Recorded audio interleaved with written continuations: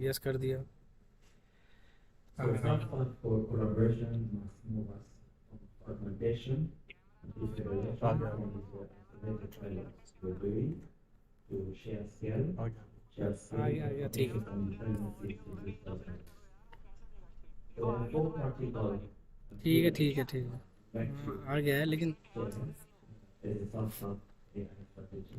And ये if मैं we तो see कैप्चर कैसे uh, हाँ collaboration उधर से लो सोर्स number one, सोर्स ये नहीं है इसमें नीचे नीचे प्लस प्लस एक सेकंड एक सेकंड एक second and is essential as ठीक है। electricity was seen reference no single development country बोल रहे हैं easily रहने दो कर लूँगा ठीक है। compare कैप्चर कर दो इसमें हाँ कैप्चर कर लगा, एक सेकंड में कैप्चर कर लगा। resources ठीक, मैं करता हूँ कॉल। यार उसमें इसमें लगाएंगे कि उसमें लगाएंगे? छोड़ इसमें लगा उसमें लगा छोड़ दो उसमें ये लगाओ। लगा लो इसी में लगा लो मैडम को दे दो लैपटॉप अरे एक सेकंड आप नहीं इधर से बोला है करना पड़ेगा हाँ हाँ एक second. much as we have developed video capture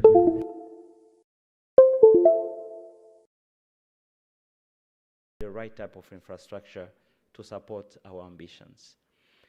But we have the ability to aggregate and start with regional infrastructure, but this will require a lot of adjustment in our national laws and national policies to allow another country in Africa, for example, to host your data. So government need to adjust or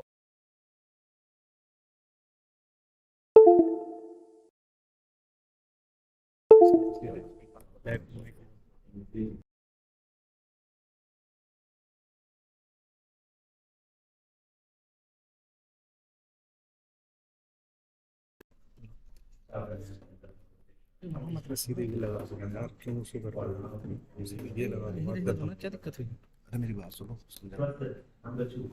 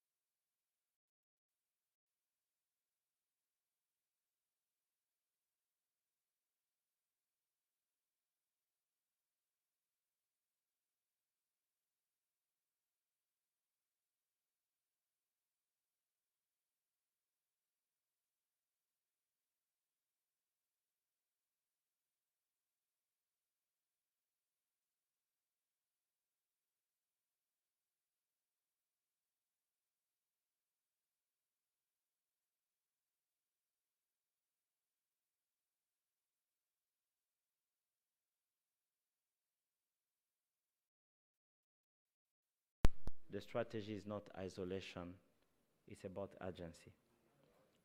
So I would like to finish with a call to action for us here in this room is, let this gathering not end in just recommendations. My wish is that it produce at least some point of collaboration, some cross-border ideas that we can do or we can implement. A framework for shared research and compute access, and a structured network for ongoing coordination. If we unite our ecosystems, we move from marginal participants to strategic shapers of the AI economy. And the Industrial Revolution happened largely without us. The digital revolution partially included us. The AI revolution gave us a choice. Through deliberate soft-serve collaboration, we can move from our fragmented effort to coordinated ecosystems, and also from the potential that we talk about to power. With these few words, I'd like just to say that we can build that future. It's at arm's reach if we work together. And the most important word here is together. So thank you very much for today.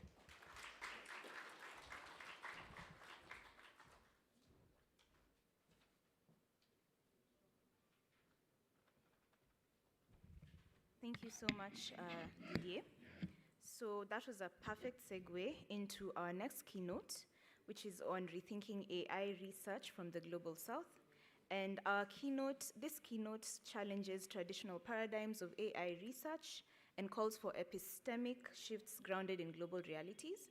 So please join me in welcoming Professor Bukosi Marivate, who is the director of AFRI, DSAI, and Lelapa AI.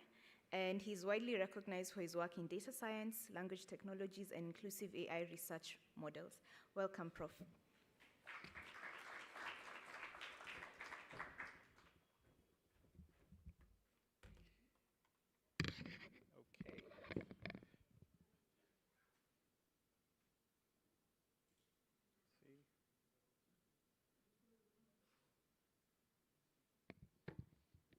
See.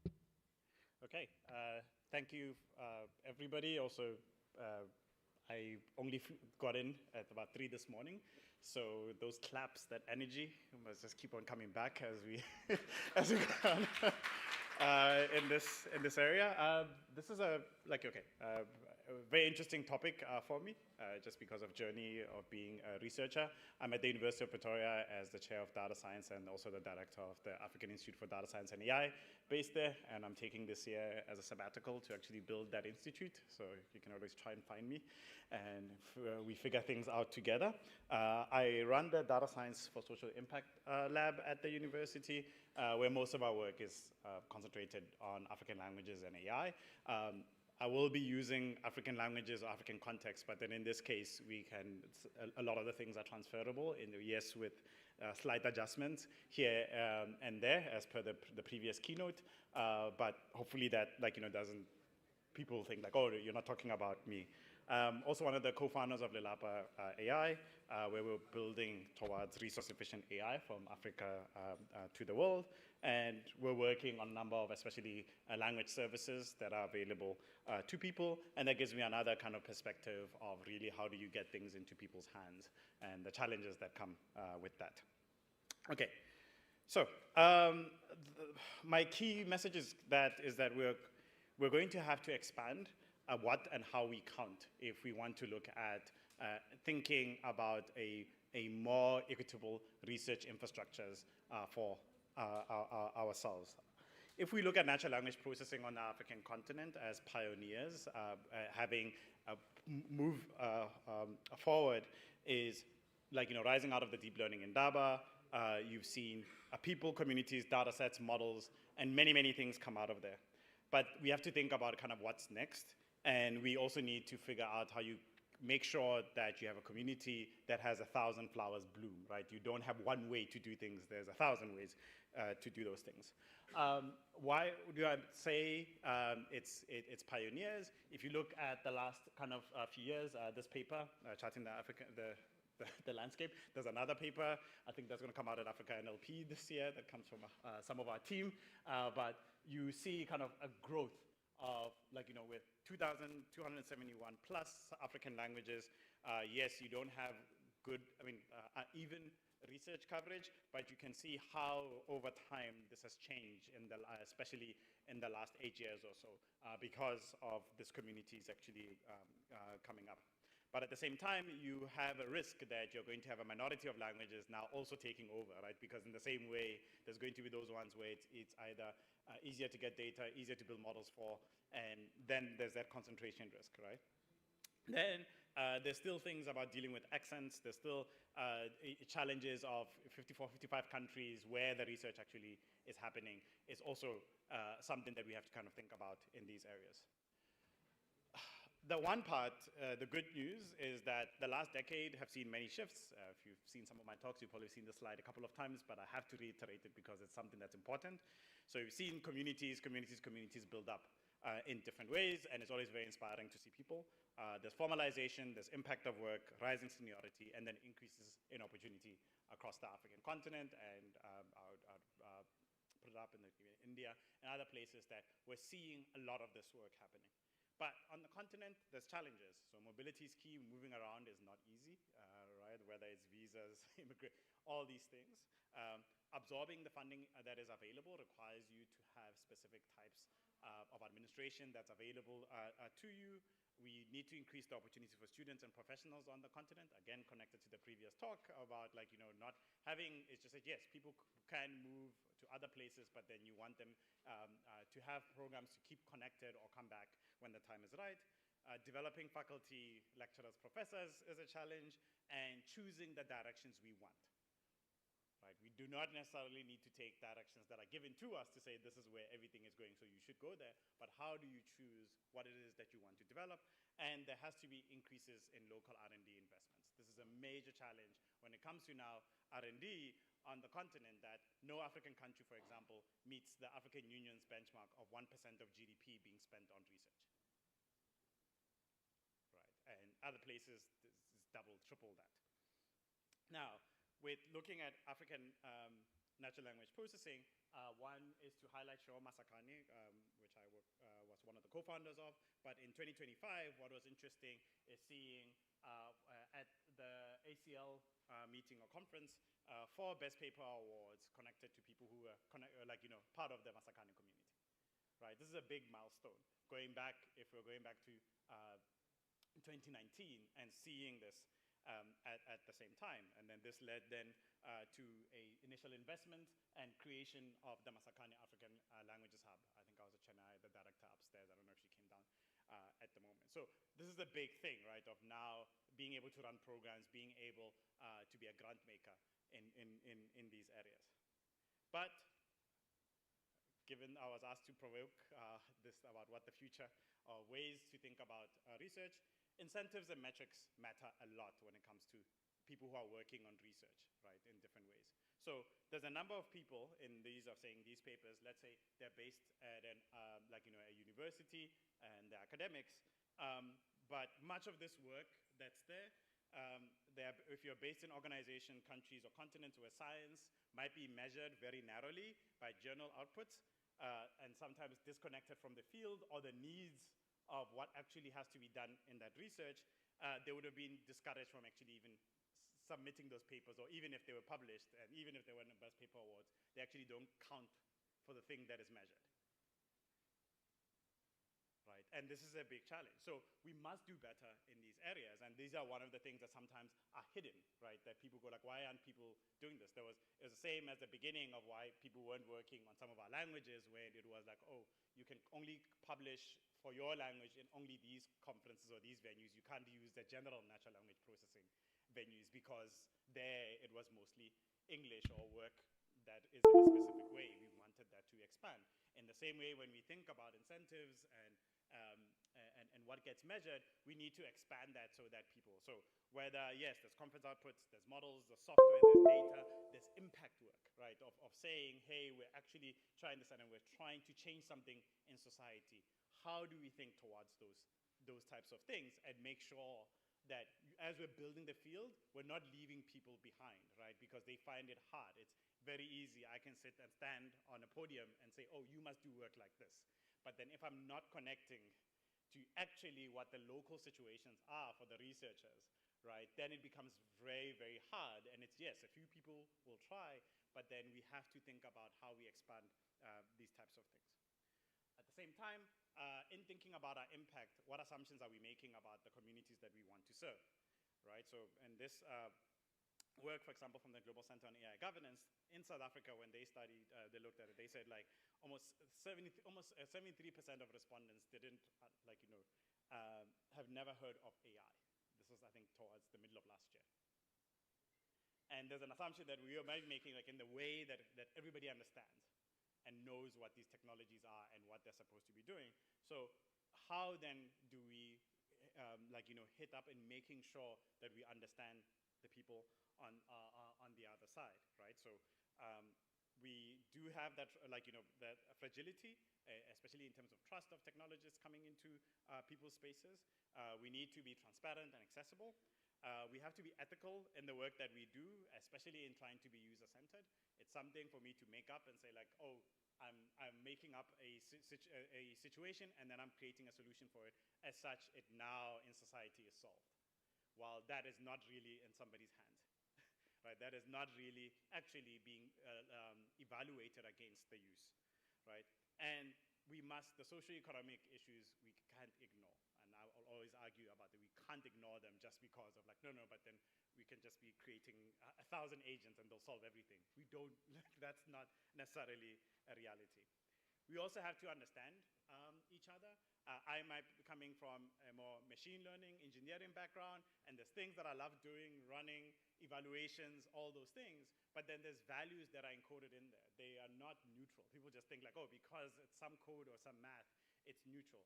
There's things that we've decided to do, and those things are connected to how the community or the society that created those things viewed kind of the world, and that's not necessarily universal, again, and we have to think about this. So this is a very seminal paper in these areas of thinking about this, right? So when real users at the end are targeted as an afterthought, the whole thing of AI or the internet or technology or mobile phones will solve everything and inequality will go away doesn't really apply, and it doesn't actually work, right? So in a lot of times, human needs really shape machine learning problem framing. We're looking at the technical problem, and the socio-technical kind of feedback loops are very essential for us to be ethical and sustainable. So I'm trying to make sure I keep on time. So in the same way, maybe I wanted to highlight one piece of work that's coming out of a team out of our group, just to say, like, it's, again, not just talk, but we're working to understand these things.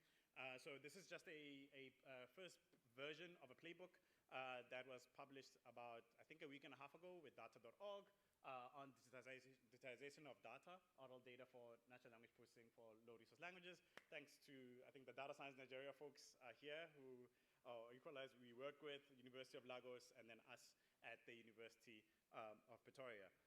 I'm going to highlight the work that happened out of the University of Pretoria, was just understanding some of the work that had been done, especially from the framing, let's say, of Masakane in this area, led by Dr. Chidi here. So I think we'll, yeah. So the context, like, African languages still remain underrepresented. There's also a risk of widening digital divides in these areas. We want to do the digitization. You see a lot of work that's in data sets, in models and benchmarks, limited attention to community participation, representation, and ethical governance of these processes that happen in these areas. So the research focus was looking at community engagement of those who work on African language AI, looking at barriers to equitable inclusion, and then using theory of change to rethink practice. This is like grounded in digital justice, power representative agency, theory of change, and then how do we link then the participation to outcomes. In the African language ecosystem that we looked at was NLP researchers, linguists, developers, educators, community advocates, policymakers, and some graduate students. And you can see a bit of a kind of who was surveyed in this work. What the literature shows, just to kind of highlight the things that came out of this, is there was strong technical progress, right? You can see that lots of different models we were looking, especially through the lens of machine translation systems. But community engagement was shown to improve the data quality, the cultural relevance, and the ethical legitimacy of what people were doing, right, when they were actually looking back at the projects. But participation was often under-prioritized, right, of bringing people outside the technologists or the people who are actually doing, of saying, hey, how do we look at this, right? But participation must be designed, it must be resourced, and it must be sustained. Right? We have that challenge that for a lot of our work, we get looked at as kind of helicopter kind of researchers. You go in, you do your work, and then you leave the community that you said that, oh, we were trying to work with you to understand what's going on, and we're going to build something, and then we go away. And that's the thing that builds trust. I mean, like, that erodes the trust of what researchers are actually trying to do. At the same time, I think the thing that you have to get out of this talk today, we must be very careful. Extractive models of doing research in this way will limit the long-term impact. It becomes harder to go back, it's harder to actually look at things over a long term and get that feedback loop in this area where you're just extractive, right, of just using almost the communities as just an input point and not actually part of the research that's going on. And we hope, as even ourselves, as researchers doing this study, to figure out how to better and better improve this. The playbook will be updated. There should be a final version with more work. We're still working in these areas, but I'm very thankful for the teams, as I said, Data Science Nigeria, University of Lagos, and University of Pretoria, who've been working on this. I'm very thankful for our collaborators and also our support. And yeah, thank you for this morning, and hopefully I've given some information that's useful. Yeah.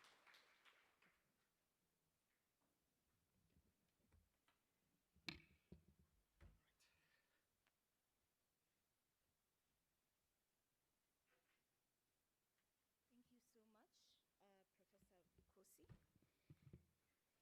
Thank you so much for your thought-provoking reflection on redefining knowledge production and research leadership within our context. Now I will go to the next session, which is our panel. So we're going to transition into the panel session. And I'd like to welcome Chido. I learned how to say her name. So Chido Zino Chikiwe. Yeah.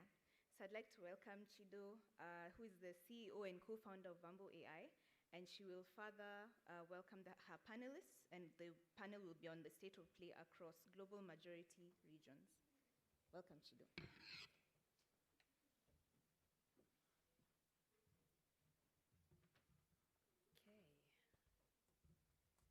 Good morning, everyone. My name is Chido Dinochiwe, like Doreen well said. And I'm the CEO and co-founder of Fundable AI, where we're building multilingual AI to drive inclusion across innovation across the continent. So for me, I spend my days building infrastructure and addressing challenges that don't really make the headlines. Challenges of looking and curating data sets that don't exist or exist in fragments. Challenges of having to look for compute and resources to build innovations that are very important for the continent. And also challenges of looking for collaborators and partners that can help to achieve these goals faster. So that lived experience is why I'm quite honored to moderate this very important session I have today. While much of the AI conversation centers on frontier models and compute races, the real questions for our regions, the regions where we come from and the regions that we're building for, are quite different. And we want to understand some of the nuances around those challenges today. So today's conversation is going to be structured around 6 core pillars: compute, data sets, talent, use cases, governance, and investment. We're going to examine how AI ecosystems are evolving around global majority regions. We're going to surface the operational realities and the shared structural constraints that we're all facing as we're building. We're also going to identify practical pathways for South-South collaboration, because the goal of these gatherings is not just to discuss problems, but also find solutions that we can work on together as we move on forward. So without further ado, let me introduce our exceptional panelists. First is Ade Famoti. They are the Global Head of Research Incubations at Microsoft, bringing a cross-regional perspective on AI ecosystem development. Second is Chinazo Anebelundu. They are the Director of AI Delivery at Data Science Nigeria, leading AI implementation in Nigeria's evolving tech landscape. And last but not least is William Chi. They're the head of applied research at AI Singapore, working at the intersection of research and deployment in one of Asia's most strategic AI ecosystems. Let's give them a hand as they come up. I'll join them on the panel.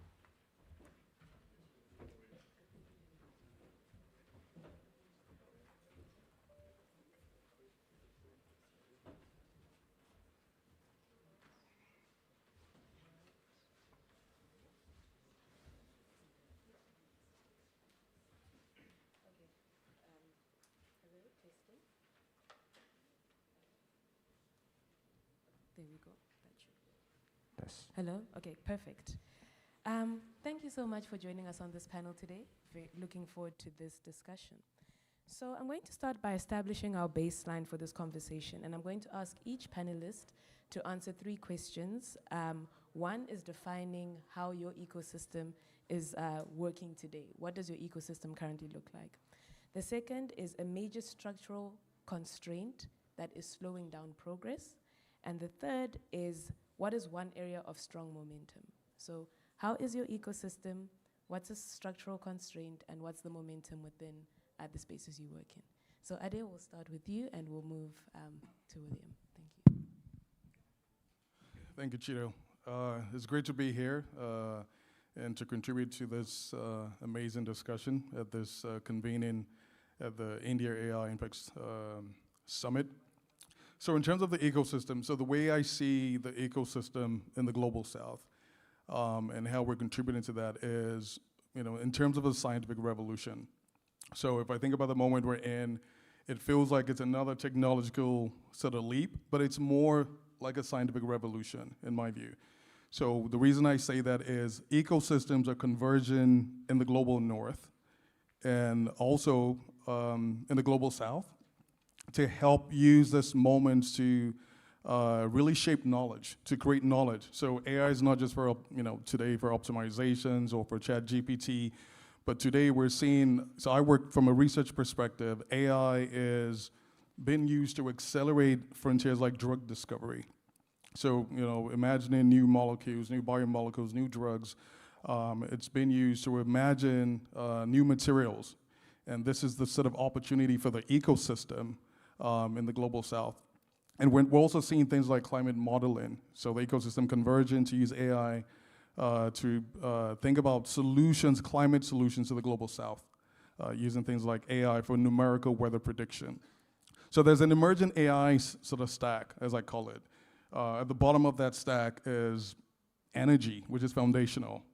And that's a real issue in the Global South. And this is where there's an opportunity to converge as a Global South or as a global majority. And I think above that is infrastructure, right? How do we, galvanize industry, academia, policymakers, government to think about infrastructure that works in the Global South?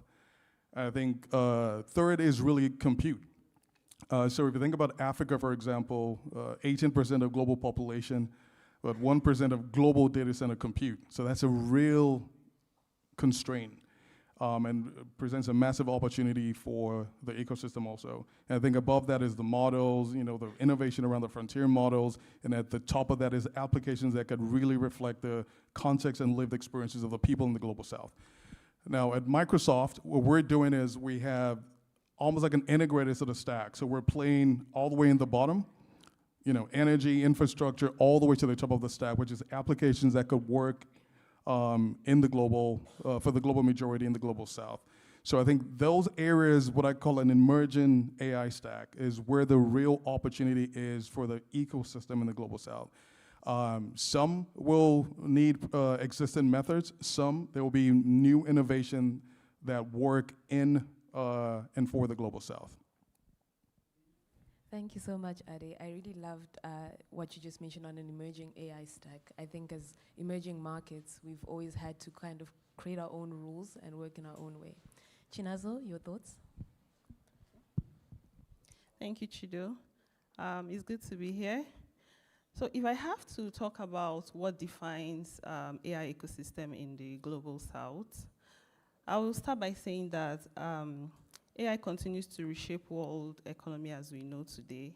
it changes and creates how we define value, how work is done, how decisions are made.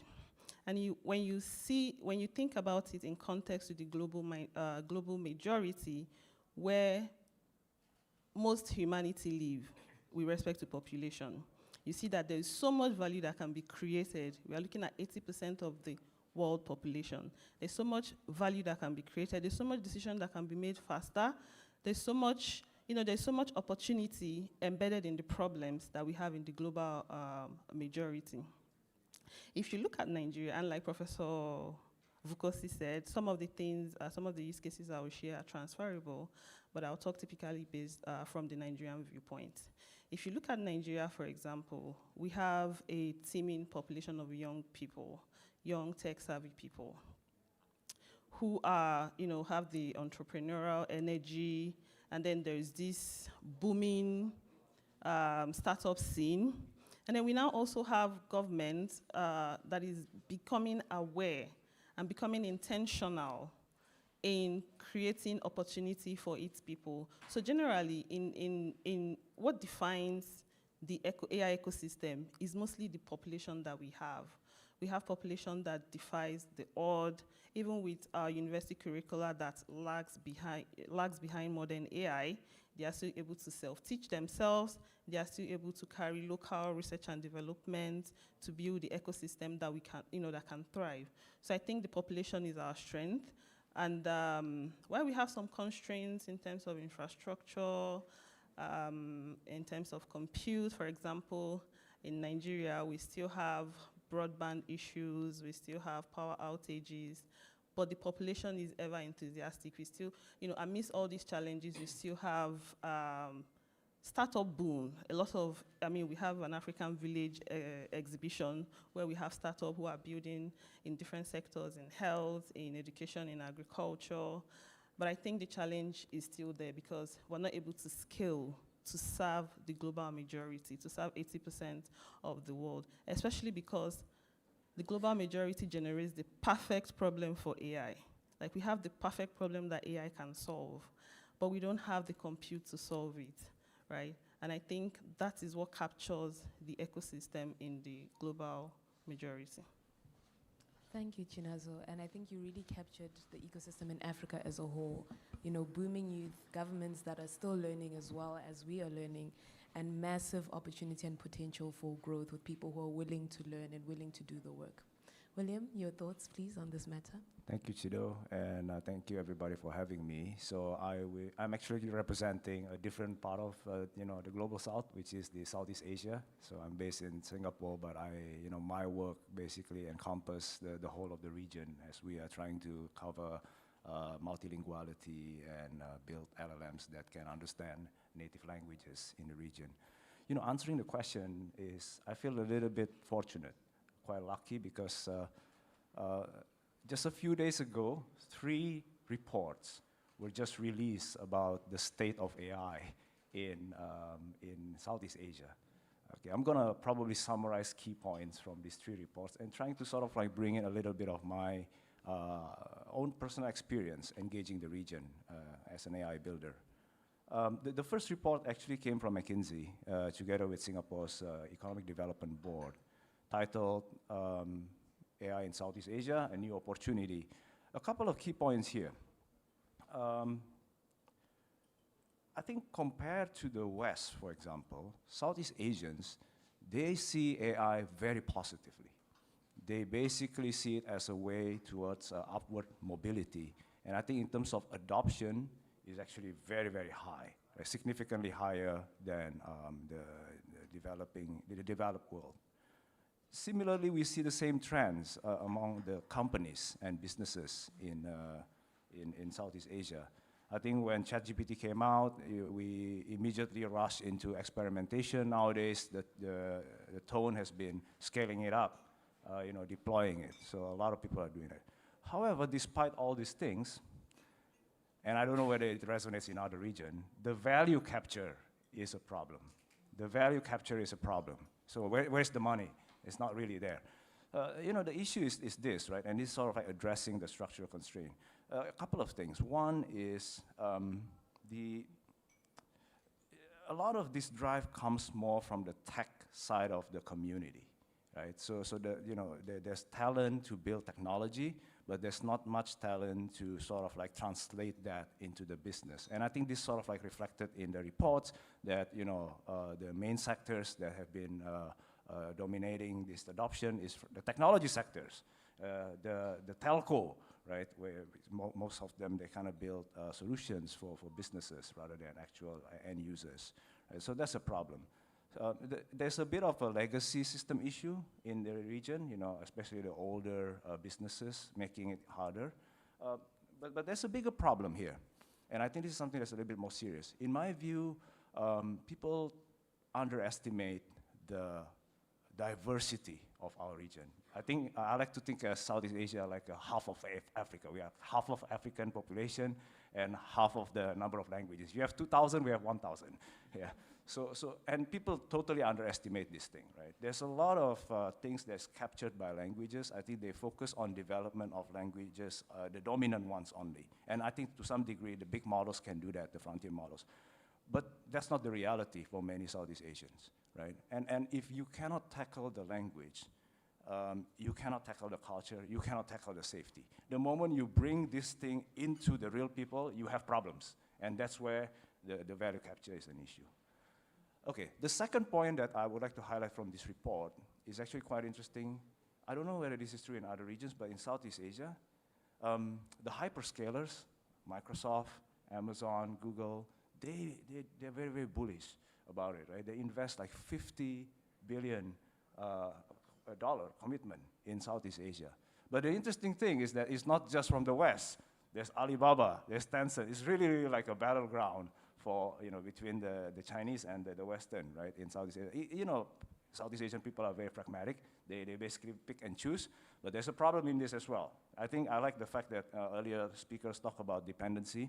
The fact that you have many things to choose sometimes create an illusion that, hey, we have something, we are in a better bargaining position.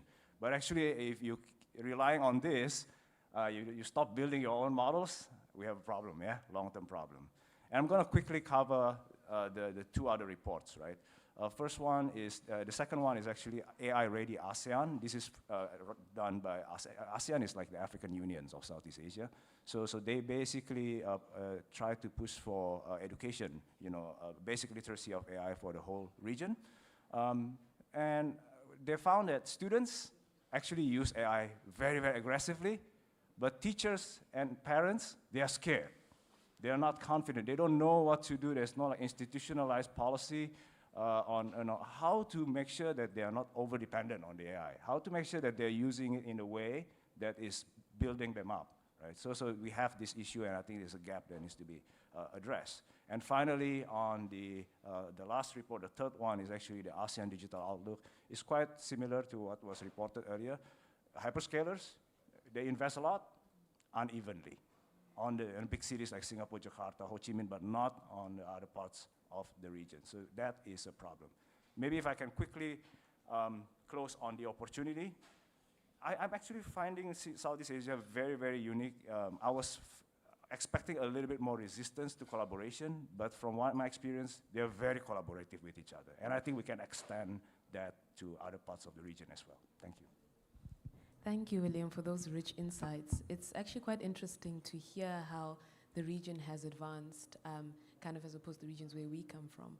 And I think one of the key things that I'm noticing is that Southeast Asia is a couple of steps ahead of Africa, but still dealing with similar challenges and similar behavioral patterns with relationships with big tech, relationships with consumers on the ground, and even relationships amongst innovators and builders. So I just want to stick with you for a moment and just also ask Chinazo what her perspective is on the African context around building the AI ecosystems. So what can a more established ecosystem like the one in Southeast Asia or in Singapore kind of learn from one that is still developing, like one in Africa? And what can one in Africa learn from a more developed ecosystem? What mistakes should we be aware of so that we don't make them as we build our own ecosystems? maybe I start, yeah. So I feel like there's a danger in looking at the numbers only. It looks like we are actually doing much, much better. But in reality, when you go on the ground, I mean, you will feel it if you go to Singapore. Yeah, and I think Singapore is like, okay, great. I think there's a lot of, compute easily accessible, talents are all there. But I think in reality, if, I went to one part of Indonesia, provinces where, preparing a demo of AI, you kind of need to, okay, this is a plan A, everything works well. Plan B, when the Wi-Fi stops. And then plan C, I was looking at somebody looking at doing something with the power generation. I said, what are you doing in case the power doesn't work, right? But that's the reality for most of Southeast Asia. And I think it's probably good to stay on that reality, on that level. And Africa, actually, there's a lot of similar problems that we are facing. When Chinazo visited me in Singapore, so this is actually closer to the reality of what many people are facing here, right? The challenge of, how much of the discussion earlier by Fukoshi, talking about the extractive model development, we don't think too much about it in Southeast Asia.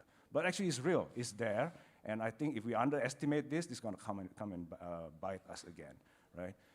And the whole story of, yeah, you have 50 billion hyperscalers, dollars being put in the region, but how to make it more distributed? I think there's a lot we can learn from Africa there. Maybe I'll pause there. Yes, Chinazo. So I was just asking, what can a more developed AI ecosystem learn from one that's still progressing? And what can one that's still progressing teach one that is more developed? Oh, okay. I think Dr. William here should be in the position to teach the ones that are developing. I mean, when you think of how far Singapore has gone. But I think what can be learned, what the developed AI ecosystem can learn from the developing is that we have real problems. We can't just import intelligence that is solving their reality to solve ours when it does not address our problems. We want to have power, want to solve our power issues, want to solve our food issues, want to solve our unemployment, want to solve our health issues. We don't just want to import what has been built for them. And I think those are the things that they need to understand, that what delays or stalls adoption is because we can't relate to it. Like the instance he gave about multi-languages. The AI systems that are in place now only addresses the major African languages, even to an extent, because when you start to think about some niche words in finance, in agriculture, you can't even find them on these AI models. And so we have other languages, other people that make up everyday people, the way we live our everyday lives, which has not been addressed. And so I think is really not just like the hyperscalers wanting to tick that, oh, they've done this, is to address the real issues. And I think that's what they have to learn. And I think vice versa, what the developing AI ecosystem needs to learn from the developed will be the sovereignty. We shouldn't just empower or fund startups without funding the infrastructure they depend on. It's like we're not even ourselves, we're not addressing what the real issues are. We live the reality, but when it comes to addressing it, it's like we're not ready to address it. We want to build national AI capacity on rented GPUs, and sometimes it feels like because we're not prioritizing right to address those issues. So I think for us, what we need to learn is see how the developed AI ecosystems are addressing their real concerns, protecting their data, protecting their sovereignty and all. We should also do that within our own reality. Thank you, Chinazo, on highlighting the importance of us protecting our sovereign solutions. So it's quite impossible to speak about AI without big tech, bring them into the conversation. So Ade, I want to ask that from Microsoft's vantage point, working across multiple regions across the world, which pillar between compute, data, talent, governance, and investment, or any other that I haven't mentioned, poses the greatest bottleneck? And does this differ across different regions, Africa, Southeast Asia? Please share your thoughts. Thank you, Chido. So Africa and the Global South, so focus on Africa and the Global South, has its own unique challenges. So I would say compute is a big one. There is massive infrastructure and compute investments in the Global North, but you will find disparities in the Global South. Compute, clusters, data centers, still big area of opportunity. So that's one. I think second is data. There's massive treasure troves of data in the Global North. You find multilingual, multimodal data. But in the Global South, there's so much linguistic diversity. There's so much cultural diversity. There's such a heterogeneous culture across Latin America, Africa, South Asia, Southeast Asia, and that's lacking also. Data that represents this sort of linguistic diversity, cultural diversity. That's another sort of like massive area of opportunity. I think third is, if you think about policy, policy also dictates what I call this emerging AI stack: data, energy, infrastructure, and it's fragmented in the Global South. You have so much fragmentation. There, in some places there are scaffolds, in some places there are templates, in some places there are guidelines, in some places they're more prescriptive regulation, but it's all fragmented. And I think all of those are, also just converge to form areas of opportunity. And I'll say, lastly, you can't speak about the Global South without speaking about energy. So we're talking gigawatt investments in data centers. The Global South doesn't have that. So what we're doing as a frontier sort of hyperscaler is ensure that we have a cloud that's scalable, that is sovereign, that speaks the language of the Global South, that caters to the needs of the Global South. So on our part, we're invested in things like efficiency metrics, token per watt per dollar. Right, how do we get the most efficiencies from the sort of investments in compute and infrastructure? At the same time, what we want for the consumers in the Global South is a reduced cost of ownership. So as a matter of fact, the cost of ownership is bilateral. The reduced cost of ownership, we want to reduce cost of ownership so we could offer sort of compute and infrastructure services, but to the consumers and creators out there in the Global South, there has to be a reduced cost also from a bilateral standpoint. So that's what I see as opportunities across what I call that stack, and some areas that we're doing some efficiencies and and making some investments also. Yeah. Thank you, Ade, and still on you. With these investments in the Global South, what do you see as the most practical opportunities within the next 2 to 3 years? 2 to 3 years, practical opportunities.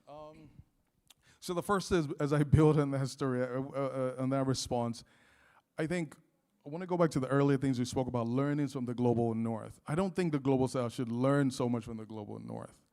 I think the challenges are unique. One of the keynote speakers spoke very eloquently about the industrial revolutions, right? So, Global South missed in some of those revolutions. And I call this moment we're in a form of revolution. So I think the learning for the Global South and the opportunities for the Global South is use the sort of diversity that is in the Global South. We're talking, India and Africa alone is a third of humanity. India is about 19% of global population, Africa about 18% of global population. That's a massive opportunity to bring, foundational investments in data that may not look like the data from the Global North. Data that is multilingual, multimodal, that is culturally and contextually grounded, to invest in our own, Global South sort of energy sort of realities, right? We may not have gigawatt data centers. There may be opportunities for other sort of approaches to energy. So that's what I would say. And when we think about infrastructure, there may, we definitely may not need in the Global South, hundreds of billions of dollars of infrastructure investment. There may be some other creative, convergencies across the African or South Asian continents, South Asian regions that could negate the need for billions of dollars of infrastructure investment. So for example, if you think about power, there are optimizations in Europe where some energy supplies in Europe come from other countries. We can think about some of those sort of approaches in the Global South. Every country doesn't need hundreds of billions of dollars of infrastructure investment. There may be economies of scale within the Global South. So those are areas of opportunity, but I would say the problems and challenges are unique. I think they're very peculiar to the Global South region. I think in the moment we're in, we should think about how to not just consume in this moment, but the Global South created in this moment.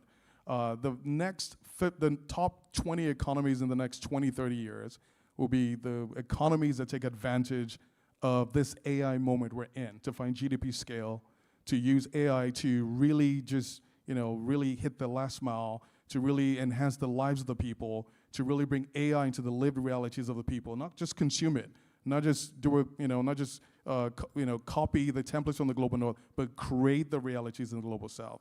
So massive opportunity ahead for the whole region. Thank you for that, Ade. You'd like to? Yes, please do. No, I think I love this, and I want to make a little bit of revision. I said I think we need to learn a little bit from the Global North as a baseline. But I actually did developer challenge recently in Southeast Asia for the young people, and basically asking them to solve problems for the regions, right, using AI that's available for them, right. Very quickly they realized that the reality is very different, yeah. But the baseline is understanding the global. So I think one practical opportunity is let's do these developer days again together, right? Because I think it opens up the kind of connect the technology with the reality and also training the young people there. The thing about our regions, the diversity, to me, it's quite unique, actually. I think in Africa, in Southeast Asia, and this is not just about the collection of data or building multilingual model, but it's also thinking about safety, right? I think you put models out there with the situations where the cultures are very, very, I think you go a few kilometers away, what is being taboo is very different. There's not many people thinking about that. I think let's put our head together and come up with some kind of a joint research. I think we can be thought leaders in this area for the world, right? And because this thing is relevant not just in the context of culture. When you go into the domain-specific things, you end up in a similar situation. One last thing is this. I mean, the data building together, I think let's just do it, right? I learned a lot from the Project Vani when we collect and started our data effort. The Project Vani in India shared with us all the horror stories, so we prepared when we dealt with it in Southeast Asia. I heard from Koshi that actually there's similar effort in Africa. We should do it together as well, right? There's a lot to learn.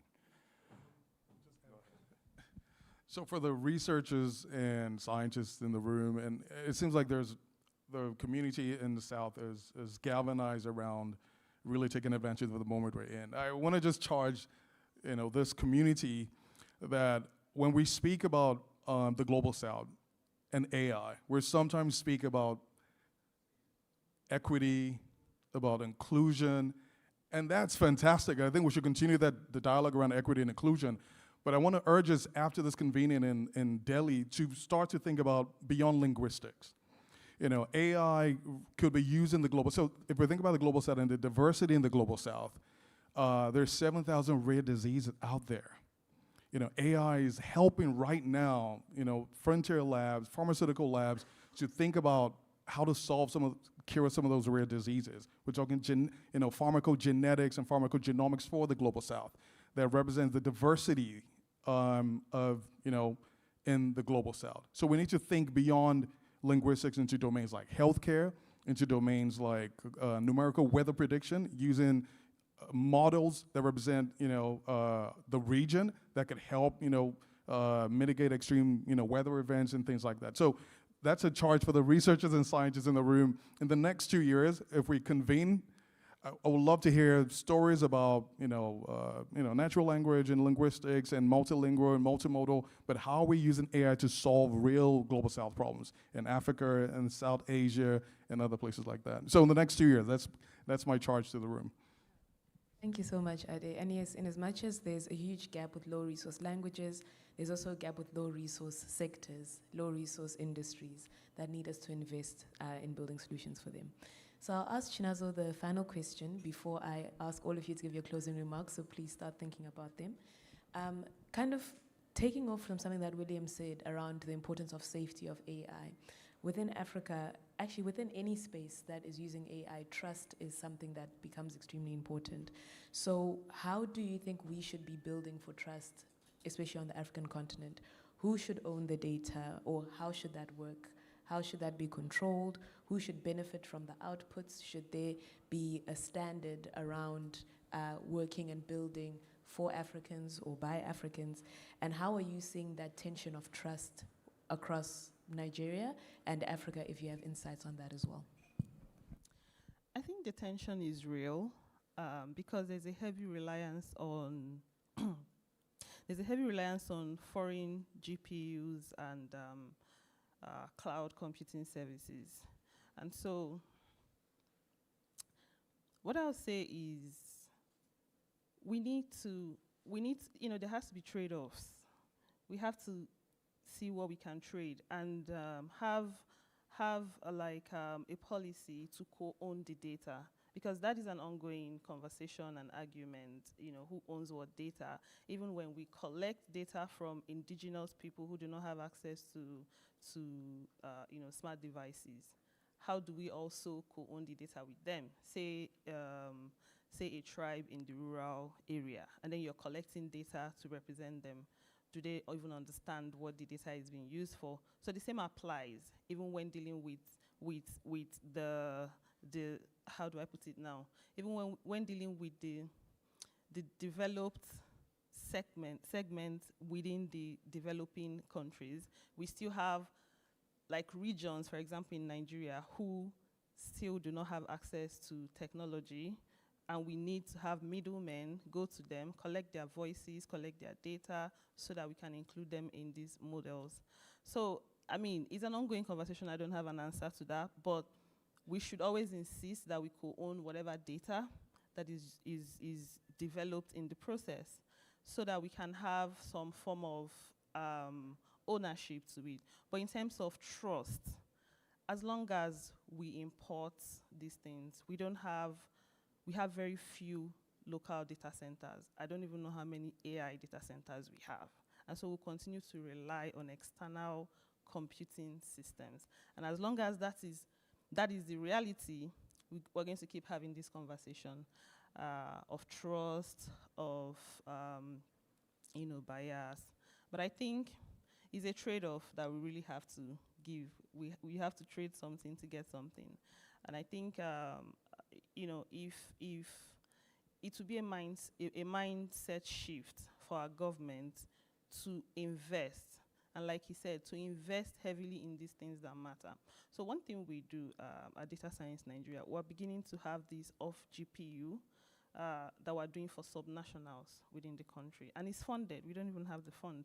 So what we're trying to do is, as we build AI solutions for the subnationals, the states, we want them to be able to have ownership, sovereignty of the data. And so we have to buy on-prem GPUs for them.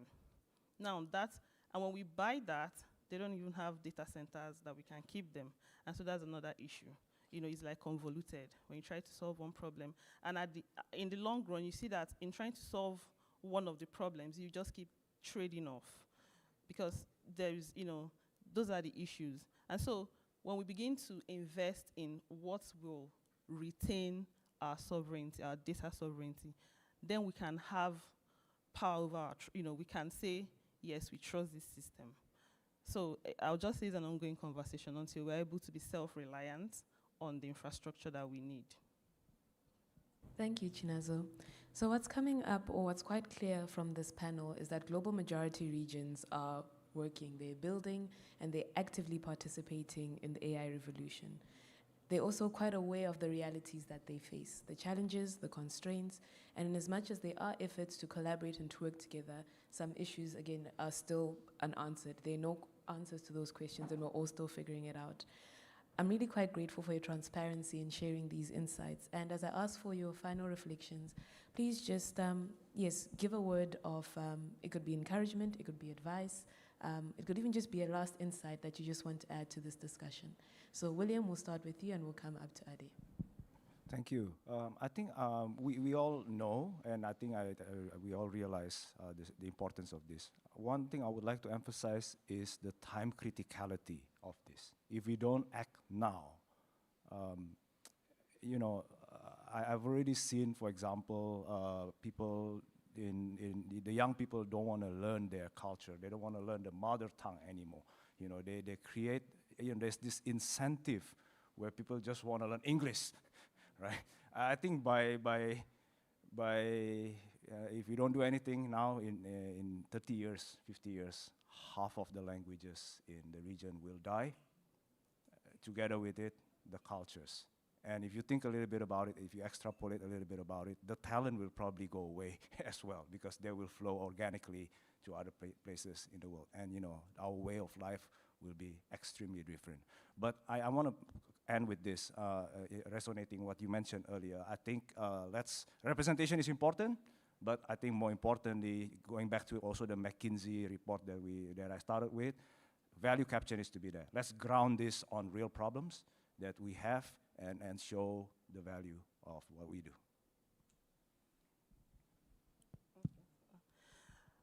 So I would say in the Global South, we are not data poor, but we are compute poor. We have the data. We constitute 80% of the global population. And what it means is that we generate majority of the data that can be used across health, across social conversations, economic values, and all of that. And so it's our call to be more intentional in documenting the data that we have. And like he said, there is the fear of losing some languages and the wisdom embedded in them. And we have a lot of such languages in Africa where it's not just spoken, it's not a literal translation. It carries some wisdom, in them. And these languages are not documented. They don't even have a way of writing them or even voicing them. And so it's a collective effort to preserve what we have. And we have lots of data, and that's an advantage we have. We have data, we have the problem to solve. We don't even need to import it. We have numerous problems, and that AI can efficiently solve, and we will see the impact that will shift the needle. And so we need to preserve what we have. For the compute, as an African, I'll say, we just trust God on that, because I don't know how long it's going to take for us to begin to have sovereignty over our compute system.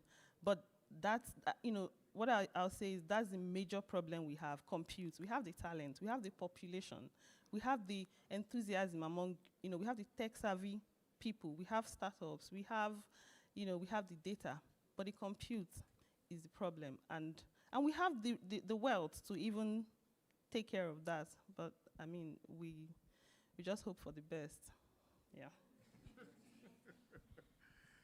Yeah, great remarks. So I'll offer two set of remarks. First is, I want to speak about trust.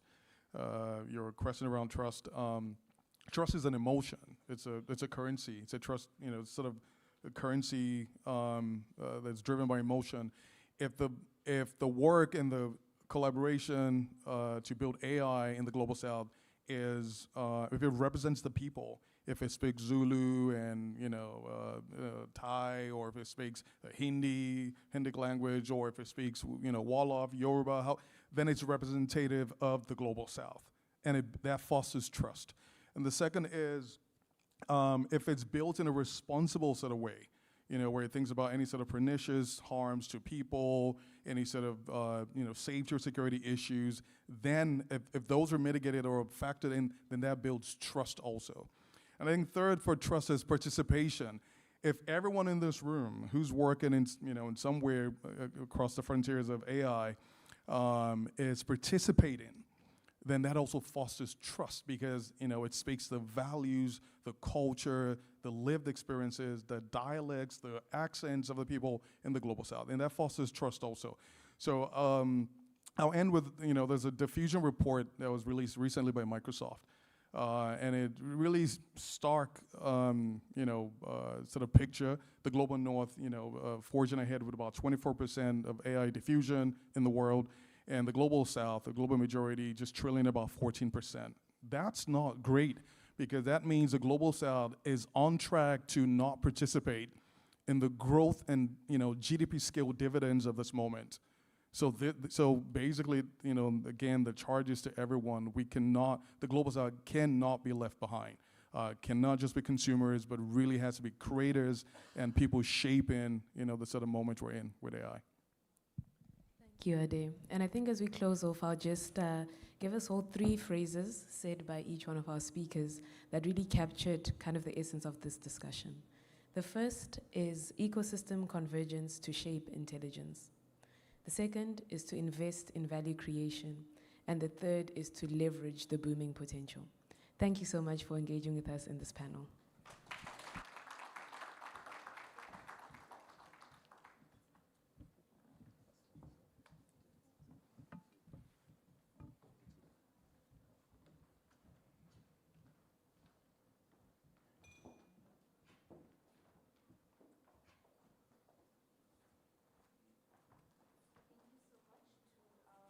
Moderator and the panelists that were just in this session for that rich and comparative discussion across the different regions in the global majority. And now we all need a break. So we're going to proceed with a 30 minutes break, health break. And just for housekeeping, the access code for the Wi-Fi is CALA1, that is QHALA, all in small letters. CALA 1, 1 like the number 1, CALA 1. So that's the access code. And then the washrooms are just straight on. You'll just see the signs, the gender signs straight on. Then we will have the health break just at that corner where you can see the setup. Yes, so we'll have a 30 minutes health break, and we will be back at 11:50. Yeah. Thank you so much. And before we go for the health break, I'd like to welcome Dr. Shiko Gitao to give us a word or two.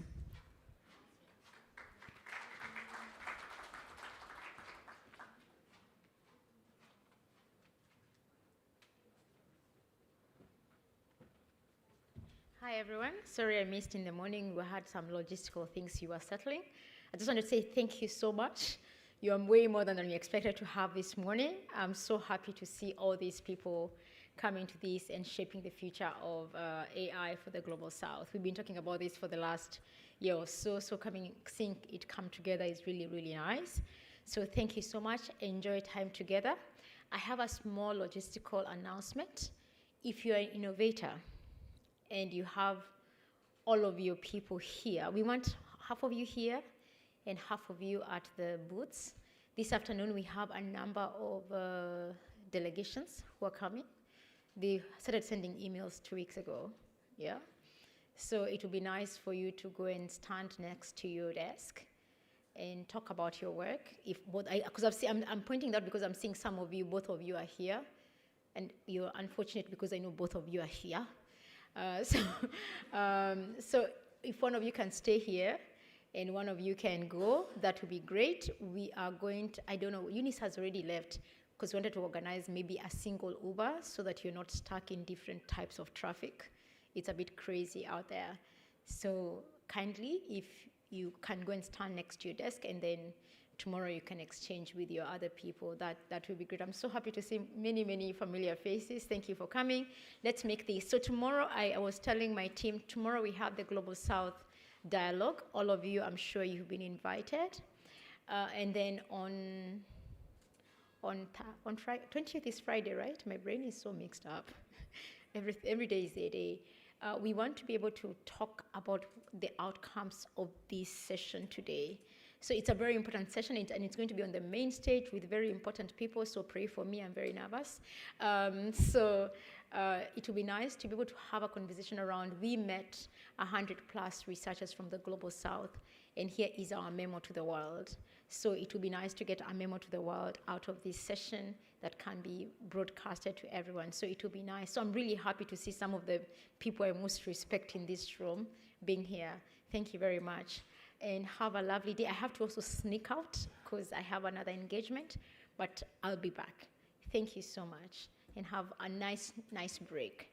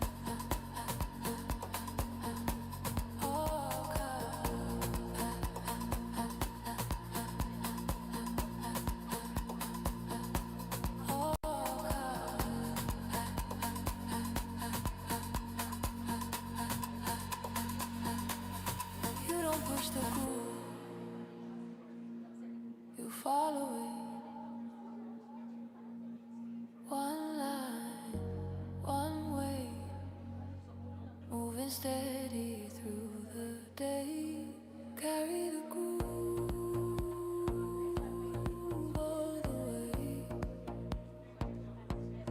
carry the groove, don't let away, carry the groove all the way, carry the groove, don't let it fade.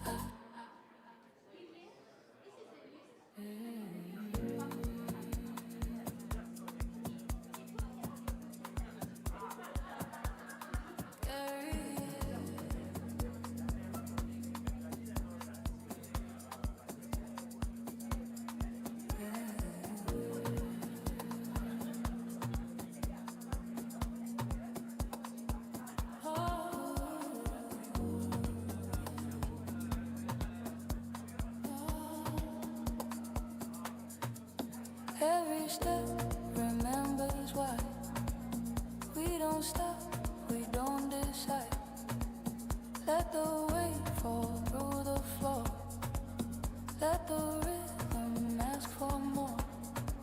Don't release it. Don't explain. Keep it moving. Do the frame. Carry the groove all the way. Carry the groove all the way. Carry the groove all the way. Carry the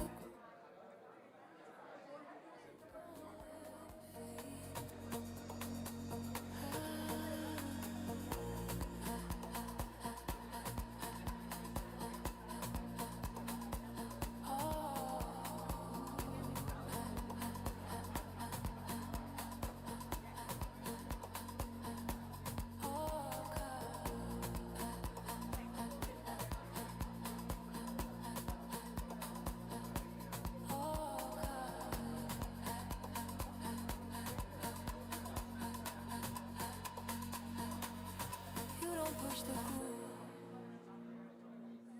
you follow it.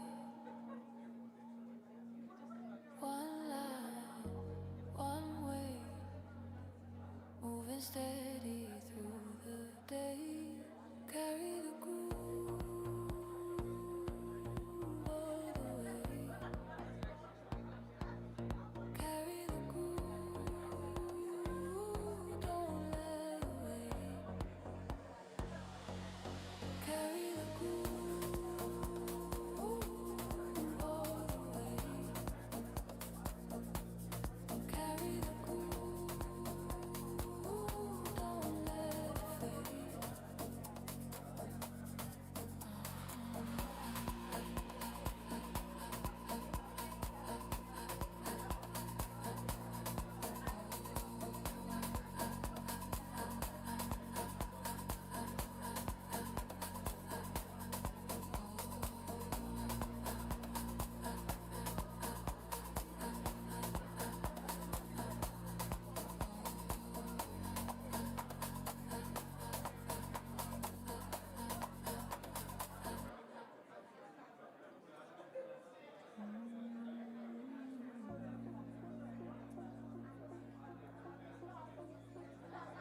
Almost gone. Stay.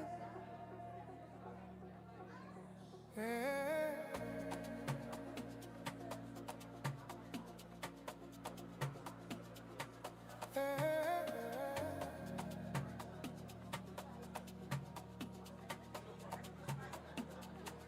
We stay longer than we planned, in a place without a name. Every shadow learned our steps, every sound became a flame. Don't rush it, let it glow. The night still, when the sun could show. When the sun forgets us, we remain. When the sun forgets us, nothing changes.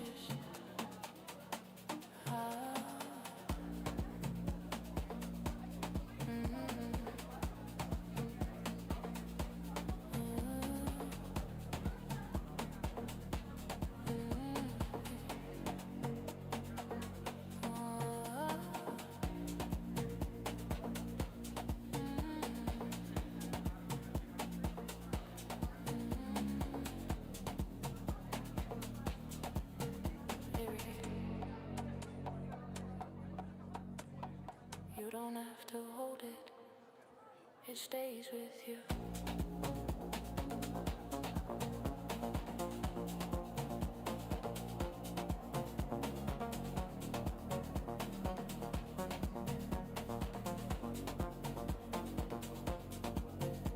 One night,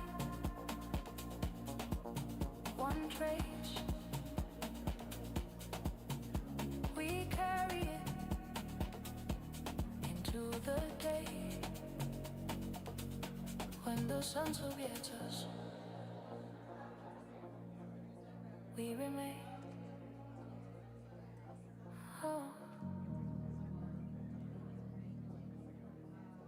optional whisper, it's enough.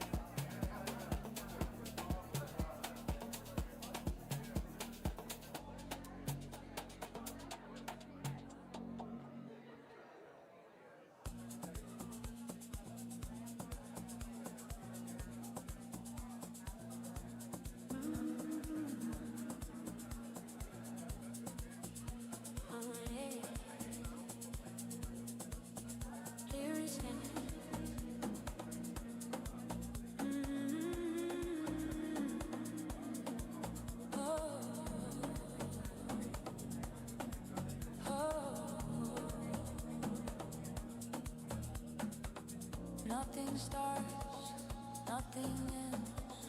We are drifting through the bend. No before, no behind. Only now, only time.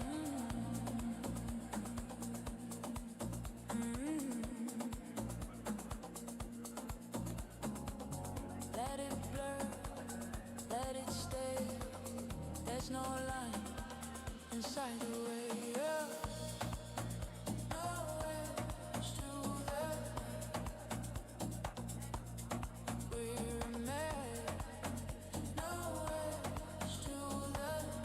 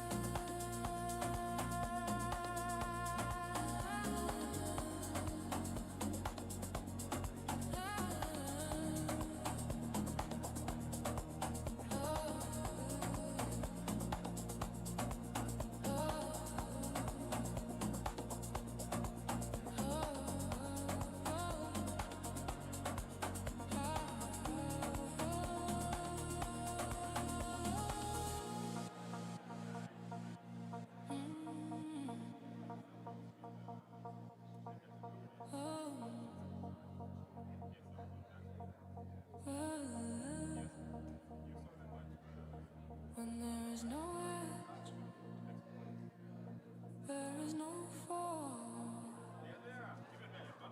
One motion, one line, drifting slowly through the time. No edge to the night.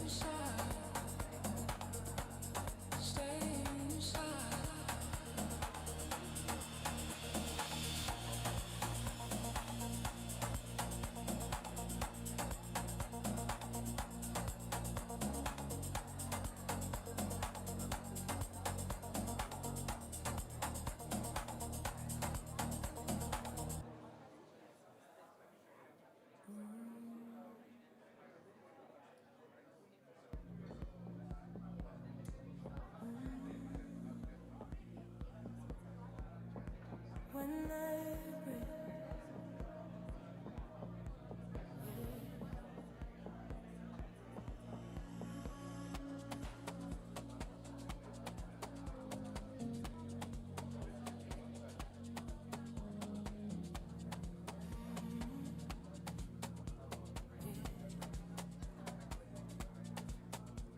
lights are low, time moves slow. Every sound is close to skin. We don't rush, we don't need anything beyond this feeling. Stay right here, don't look back. Let the rhythm loosen time. When the night fades, we move. When the night breathes, we move. When the night breathes, we lose control. When the night breathes,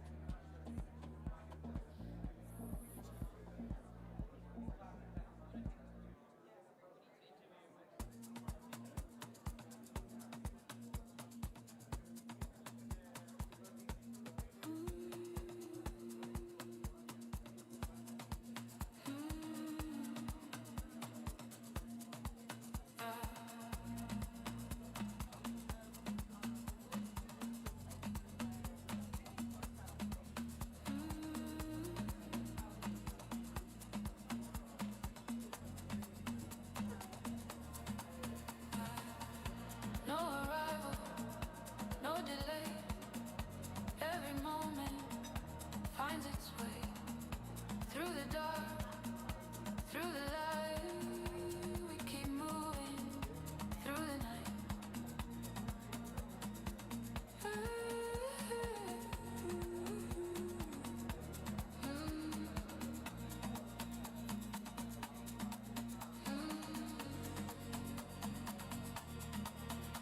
Don't control it, let it stay.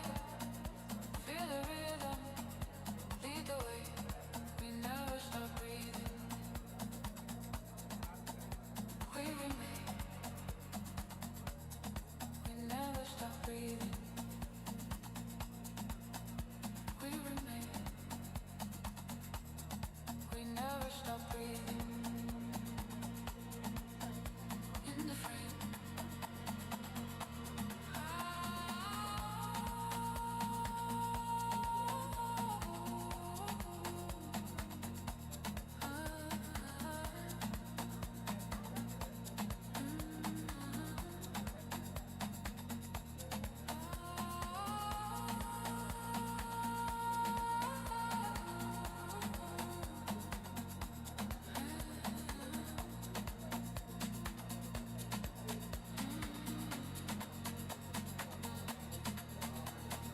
Even when you pause, you continue. Every moment finds its way. One pause, one line, breathing forward through the time of stop. Breathing. Optional.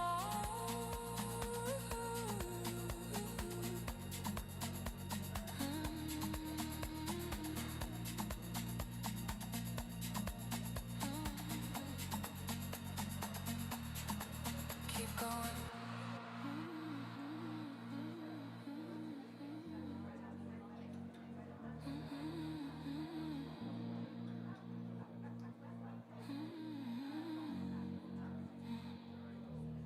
We never stop breathing.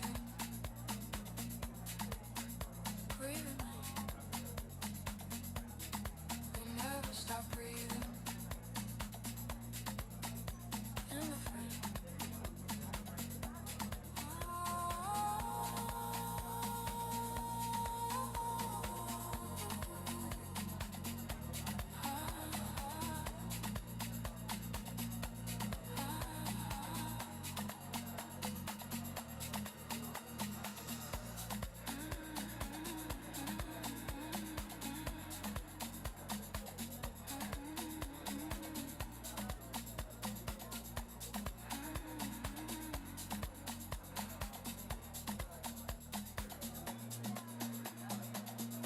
Even when you pause,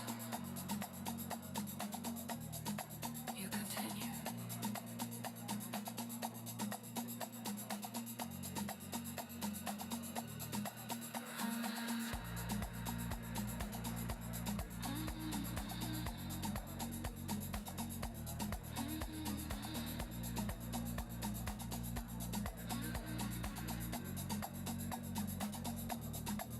One pause,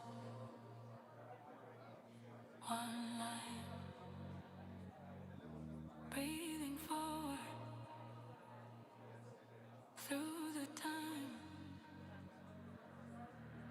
We never stop.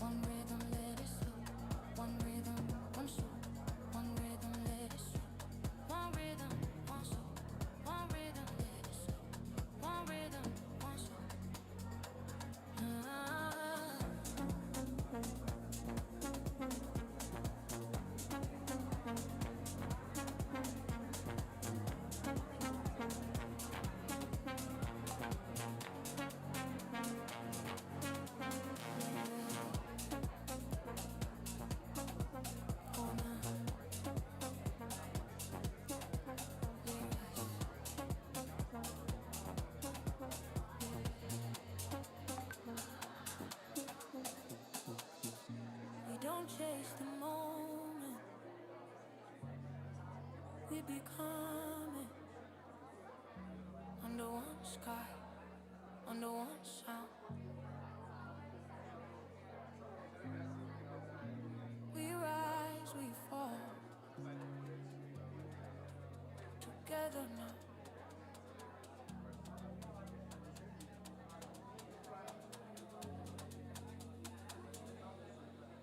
One rhythm, one soul, one rhythm, let it flow. One rhythm, one soul, one rhythm and flow. One rhythm, one soul, one rhythm and soul. One rhythm, one soul, one rhythm and flow. One rhythm, one soul. Stay. Stay. Stay. Stay.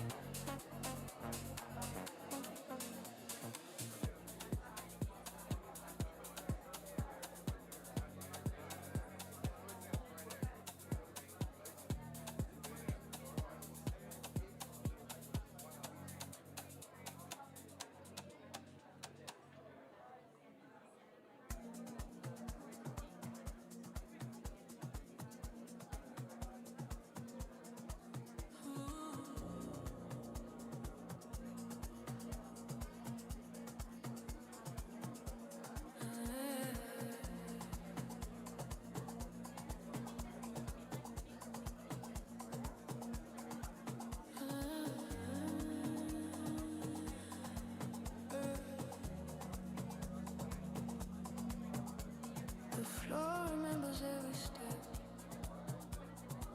every weight we ever gave. Moments written in the dust, long before we knew their names.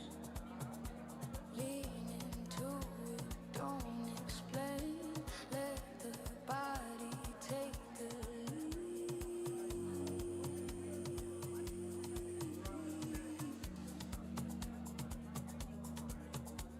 The floor remembers, we return. The floor remembers, we don't learn.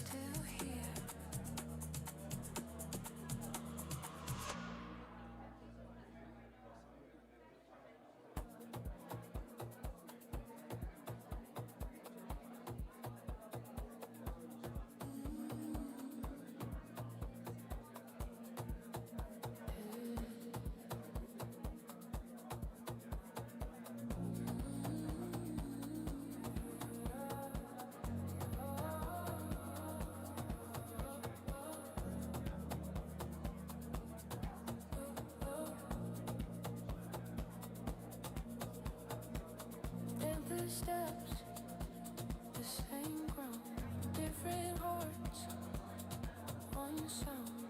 In the dark, we recognize what the body already knows.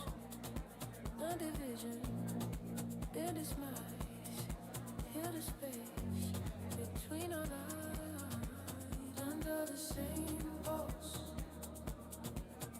We move under the same pulse. We lose a view under the same pulse. We move under the same pulse. We lose a view.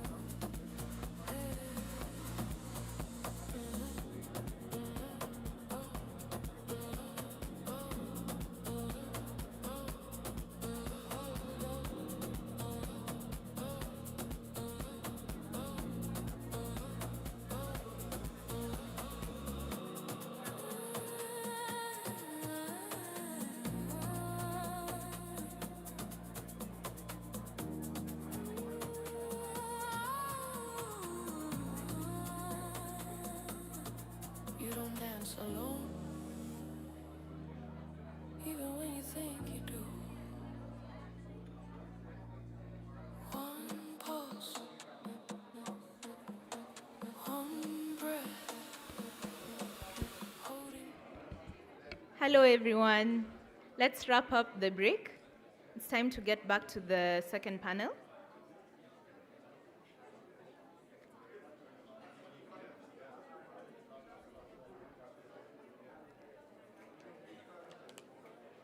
And even as we wrap up the break session, I hope you've been able to think about how to collaborate, how to connect, and do this for the Global South.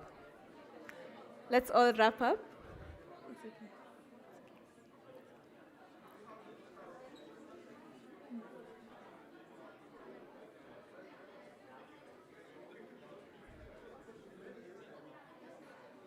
We're starting the session now.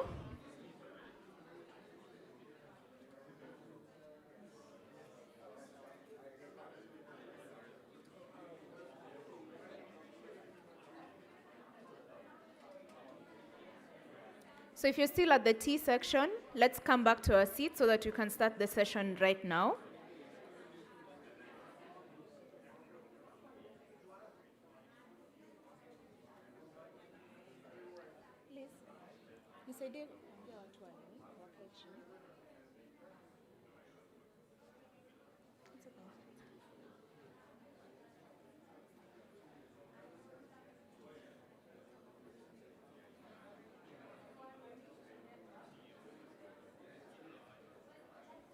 Let's get back to our chairs.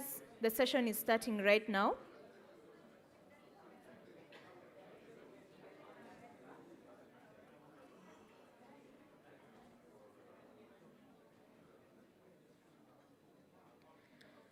So we are getting into the second panel of the day, which is the AI research panel. And it focuses on building Africa's AI infrastructure and research innovation frontier. And the moderator for this session, who I have the distinguished pleasure of introducing, is Dr. Jackie O'Neill, who is the founding director of Microsoft Research Africa and an ethnographer by trade. And her focus is on building technologies for work that make work better. And at Microsoft Research Africa, she leads a multidisciplinary team combining machine learning. Thank you. Combining machine learning. Just put it up a bit. Combining machine learning, human-computer interaction, engineering, and design with a focus on building global equitable AI. This requires foundational innovation in natural language processing and African languages, and resource-constrained computing, generative models, and human-computer interaction. She has led major research projects in the future of work, including new labor platforms and gig work, and financial inclusion and global healthcare. She has more than 50 peer-reviewed articles and 2 innovation awards and 16 patents. Welcome, Jackie. We can give her a round of applause as she comes up. I will then proceed to welcome her panelists. So we have Isobel Akua. I hope I've said your name well, Isobel. So Isobel is a dual qualified transactions and corporate advisory lawyer with a background in investment banking, venture building, and women's empowerment with over 20 years in business experience across jurisdictions in Europe, Asia, and Africa. In her role as Africa Director at SATA Foundation, she oversees a diverse team to deliver on research and policy interventions at the intersection of emerging technology, gender advocacy, and climate change. And she's a thought leader in emerging areas of law, including artificial intelligence, data protection, and startup empowerment, convening Pan-African stakeholder meetings with strategic partners and authoring and contributing to a number of publications, most notably Beyond Borders, Exploring Data Embassies as a Strategy for Digital Sovereignty in Africa 2025. The urgent case, another publication of hers is The Urgent Case for African Sovereign AI Towards Inclusive, Innovative, and Secure AI for Africa 2025, among other publications and policy briefs. So Isobel also holds a bachelor's degree in law from the University College London, UK, with German law experience from the University of Cologne in Germany, and a master's in intercultural communication from Birkbeck University in the UK, and a legal practice certificate from the College of Law UK and Ghana Law School, Makola in Ghana. So that was Isobel. Please give her a round of applause as I get to the next panelist.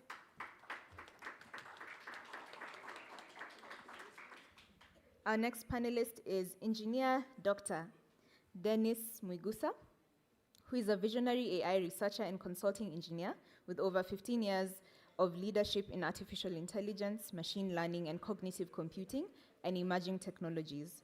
As the executive director of the Africa Research Institute for Africa, that is ARIFA, he spearheads transformative research and policy initiatives, advancing Africa's AI ecosystem and strengthening its global relevance. So Dr. Mwigusa has played a pivotal role in shaping national and regional AI frameworks in collaboration with UN agencies, development partners, and African institutions. And he is a published scholar and an inventor of 2 AI patents and a mentor to over 15 postgraduate researchers. He bridges cutting-edge research with real-world impact. Let's clap for Dr. Mwigusa. Our next panelist is Paul Platinga. Paul. So Paul is a chief research specialist at the Human Sciences Research Council in South Africa, and he is currently leading projects on digital policy and platforms and on evidence-informed policymaking. Between 2012 and 2016, he managed open innovation and open data work at the Innovation Hub, an agency of the Gauteng provincial government. And prior to this, he worked as a solution architect and engineer in the telecoms industry. He has a master's and honors degree in electrical engineering from the University of Witwatersrand and completed a PhD in ICT governance with the Center for Organizational and Social Informatics at Monash University. Let's clap for Paul. Our last panelist, but not the least, is Dr. Rose Nakasaki. So, Dr. Rose is an artificial intelligence research scientist and a lecturer at the College of Computing and Information Sciences at Makerere University in Uganda, and she leads groundbreaking research work at the intersection of AI and global health. She serves as the head of the Makerere Artificial Intelligence Health Lab, and she spearheads innovative projects focused on leveraging AI to improve healthcare, especially in resource-limited settings. Dr. Nakasi chairs the topic group on AI-based malaria detection as part of the WHO, WIPO, and ITU Global Initiative for AI Health. And she's also a committee member of the Ugandan National AI Task Force. And Dr. Nakasi additionally contributes to the development of ethical and policy frameworks for data-driven health solutions as a member of CODATA, International Data Policy Committee. with a PhD in computer science from Makerere University. Her work exemplifies a steadfast commitment to harnessing technology for advancement of inclusive and life-saving healthcare solutions. Let's clap for Dr. Rose. And now I'll hand it over to Dr. Jackie O'Neill to lead the panel.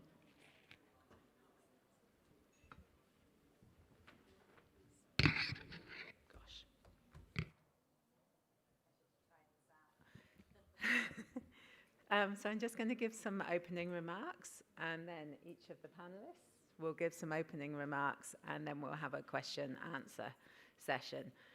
So I was just asked to do this yesterday, so I'm stepping in. But in the taxi this morning, I realized I actually had quite a lot to say on the matter, but I will keep my opening remarks short. As a social scientist, that's something we're not brilliant at. Okay, so Africa has a vibrant and exciting growing AI research system. There's growing momentum in universities, labs, independent institutes, and venues like the Deep Learning Indaba and all its mini baby Indabas across the continent, women in data science, workshops and conferences, alongside initiatives such as the Masakani African Languages Hub and Qubit, are nurturing young talent. The talent on the continent is amazing. And the AI ecosystem across Africa has a major advantage, which is that AI researchers from Africa are embedded in their local realities. And they're also embedded in a deep understanding of where AI and technology more generally fails to meet the needs of themselves, of the communities that they're working in. And this means they're often much more open to thinking about the realities of human-centered AI in a way that makes the machine learning scientists,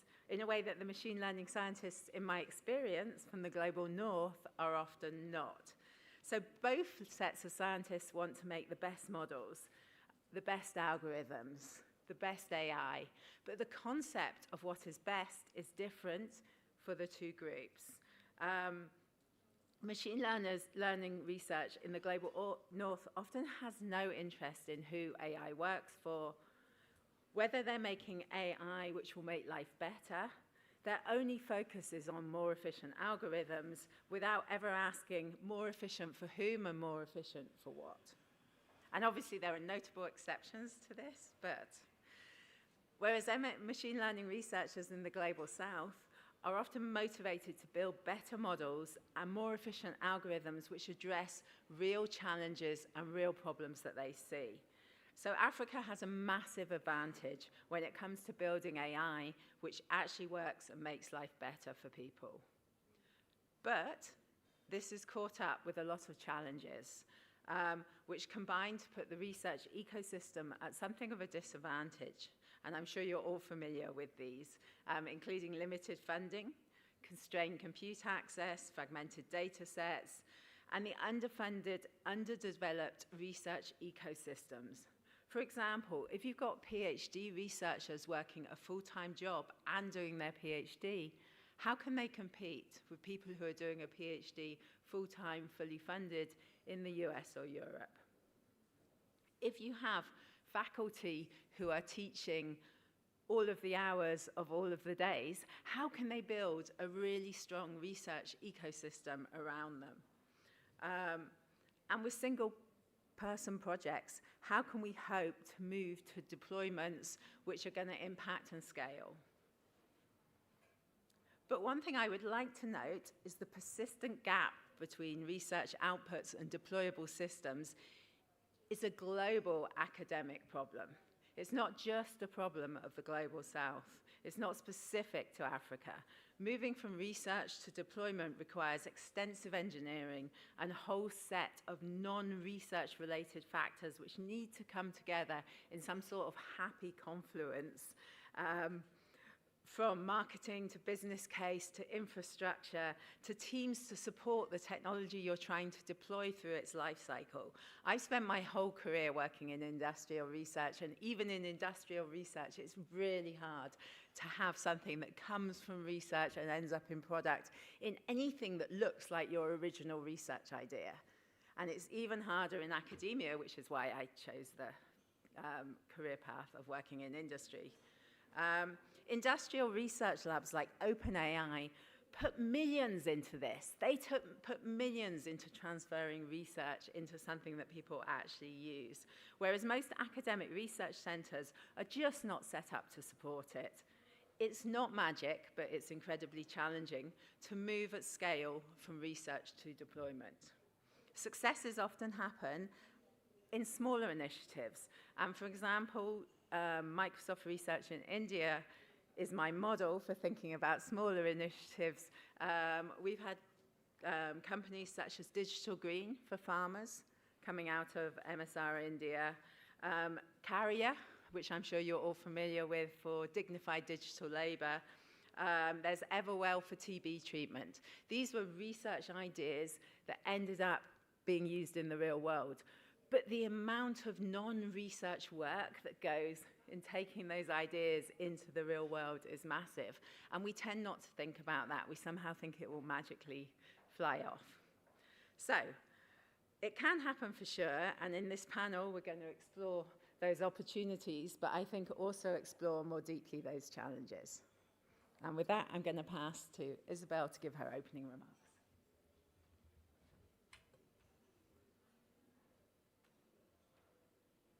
Hello?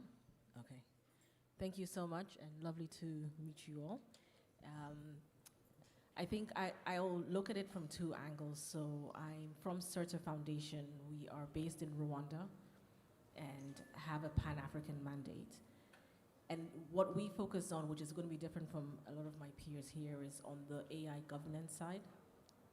So you're seeing similar challenges when you look at the limitations when it comes to governance and research in that sector. And I think it was, I can't remember which of the speakers, but just looking at the fact that the African Union requires a 1%, mandates a 1% contribution to research and development, that is not happening. When you look at research institutions on the continent, I think the top one is the American University of Cairo, in terms of AI research, but when you look at them in the global metrics, they're somewhere like number 400 in the world, right? And so we don't take research serious on the continent, and it's almost like an afterthought. I think we make decisions, and then we look for ways to back up the decisions. And it's a real disservice, especially in this sector when we're looking at the potential of AI. I think you've got the political will, across our governments. We've got Smart Africa really convening our leaders, but we don't have, beyond the obvious things like the infrastructure and the compute that we've really talked about in the opening remarks and in the previous panel, we also don't have the culture of research and the importance of research. So from our perspective, we do two things. A lot of our work is, we're legal and policy people, so a lot of our work is research, it's policy intervention, and it's also capacity building. And we also have a ecosystem play in supporting the startup ecosystem. And so our experience comes from the fact that we are doing this AI governance research that is really, really undervalued, I would say, but also working with the startup ecosystem and understanding their challenges, because they're often not able to really define their problems. Again, startup ecosystem tend to just do work. It ends up being very haphazard, so they're not creating decisions based on evidence. It's almost like falling into into the startup world. So that's why for us research is really important. I think we have to relook the power of research on the continent. It needs to be better funded. I think at the moment there's a lot of fragmentation. There's a lot of silos. You talked about individual people preparing research. We need to be better coordinated. As Didier said, we're more powerful together. But that applies in the research world as well. There are too many people doing similar things in silos when we could be collating and doing them together. Funding needs to be better structured so that it supports teams, because we're all going after the same funding, to be honest. So funding needs to support teams, and thinking beyond the national structure or the institutional structure to think, how can we collaborate and secure funding together? Because unfortunately, funding is what drives a lot of the research, right? And the funding then sets the agenda rather than the researchers setting the agenda of what to do. I'll give an example on a governance piece that our team did last year on data embassies. We started working on this in March with Carnegie Mellon Rwanda. And at that point, it wasn't really a subject that people were really talking about. And we didn't have funding for it, but we decided to just pursue it anyway, because we realized that as researchers and as policy makers, we have to push our own agenda. We have to decide what makes sense for the continent. And fast forward, put the piece together at our own cost, didn't have funding for it, and now we're seeing that investment, that seed that we planted, really reaping a lot of benefits. We were in a position to do that, but it's not the position that a lot of people can take. And so I would say, how can we work in that case, for example, we work with CMU Africa, which is a great team. And so there was a collaboration between the governance and the technical side. So we need to do more of that. There needs to be better collaboration, less fragmentation. We need to think beyond national boundaries, because we really have a small window to close up. And we need to see how we can deal with all of the other issues that I'm sure we'll talk about, like compute and infrastructure, and how we can think innovatively around those very obvious challenges. But it really gives us also an opportunity to come up with something new. So like the data embassy structure is something we're really advocating for. And I'm sure most of you have seen in the news that over the last month, India and the UAE and then Cyprus and Bahrain have opted to look at the data embassy structure, right? So how can we look at opportunities, but how could we push research, how can we push research agendas that work for our continent? I think the last thing I would say is that's really important that our research is not emotional. I think there's a lot of, there's a space for emotional and philosophical research, but where we are right now, research has to do three things. It has to inform policy, because our policymakers don't really have a lot of the capacity. They need evidence from the research community. So the research community has to be at the table, but providing real evidence. Secondly, research has to inform strategy. A lot of private sector investors want to make decisions. A lot of the big players need to understand practically, realistically, what's happening. What are we looking at in terms of climate, key critical areas for the continent? That has to happen. And then research has to actually create. So are we empowering our researchers to actually come up with the next model, right? We're not just creating, we're not just consuming, we're creating. Thank you. Good morning. Happy to be here, and I like the fact that we have the Africa AI Village in most of these global conferences. I have seen Carla, and I must congratulate them for such initiative. I have happened to attend some of these events, be it in France, Kigali, and somewhere else. So it's such a great initiative that we get to discuss our own challenges and come up with the best recommendations of how to move forward. So it's something that we need to really continue doing, and indeed it is very helpful. So I'm from Africa Research Institute for AI. This is actually headquartered in Tanzania. And we have partnership in different African countries. We have tried to make sure that we are available in both angles of Africa. So we are in the northern part of Africa. We have partnership with some of the institutions in the northern part of Africa. We have partnered with some universities in Egypt, but also Tunisia. And also in South Africa, we are available in the southern part of Africa, but also West Africa as well, and East Africa. So this is to make sure that we discuss and the challenges that we are facing when we are dealing with whatever we are doing, be it research or training or policy advisory, that we have to understand the challenges that may be Ghana is facing. And since we are facing the same kind of challenges, then we can adopt some of the things in Tanzania or somewhere else and see how we can do best. So the thing here now is sort of doing a benchmark and taking it to another country. But the other thing that we are doing in this partnership is knowledge sharing and talent acquisition from different parts. So we do share knowledge of on the best way we can move forward. So what we do, we are into research. We do research, and the research that we do mostly, we encourage doing researches that are not only for publication, that we conduct researches that will lead into designing maybe the AI products, basic products, and also we make sure that we train the users or the client so as to be,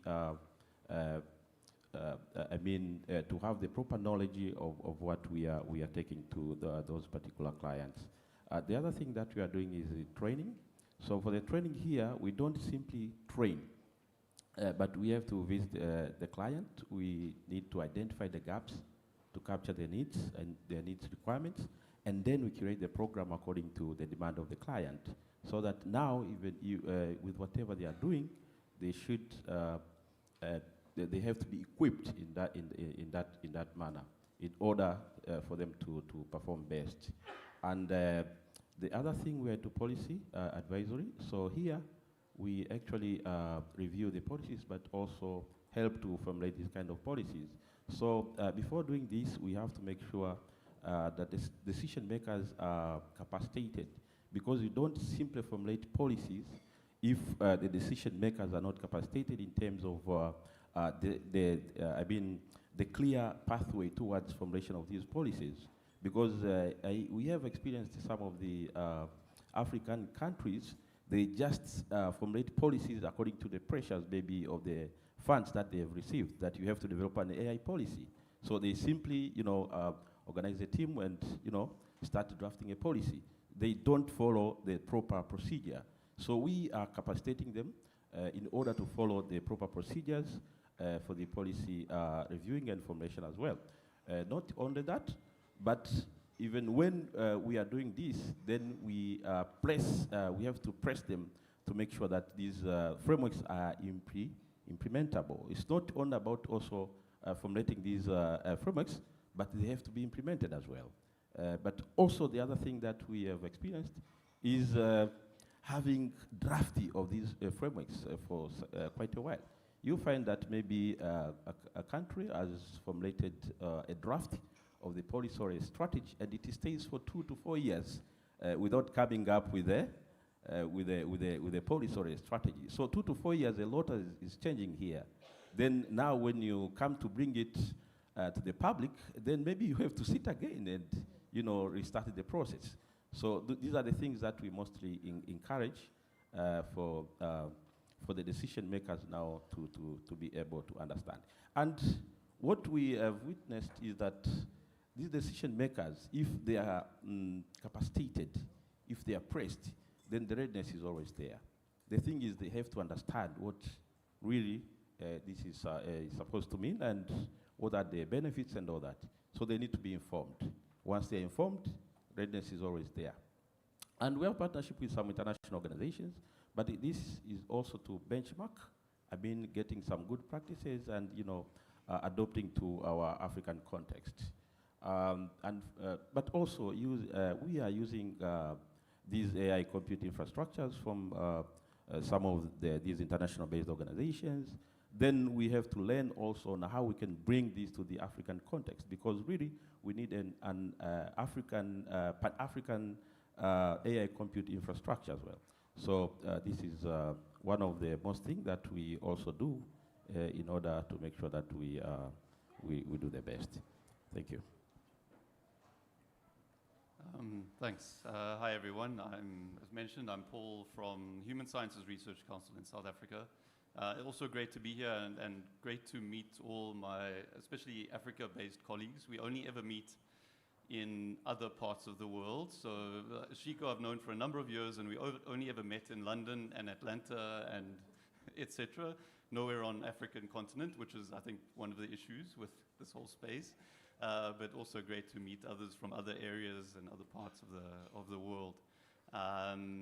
So we're and actually I felt like this is actually a social science research panel, or I had to read the name again, because yes, we're a human science research council, so social sciences, and we're a state research council. We have about 200 to 300 researchers at different times, working on everything from public health to education, etc.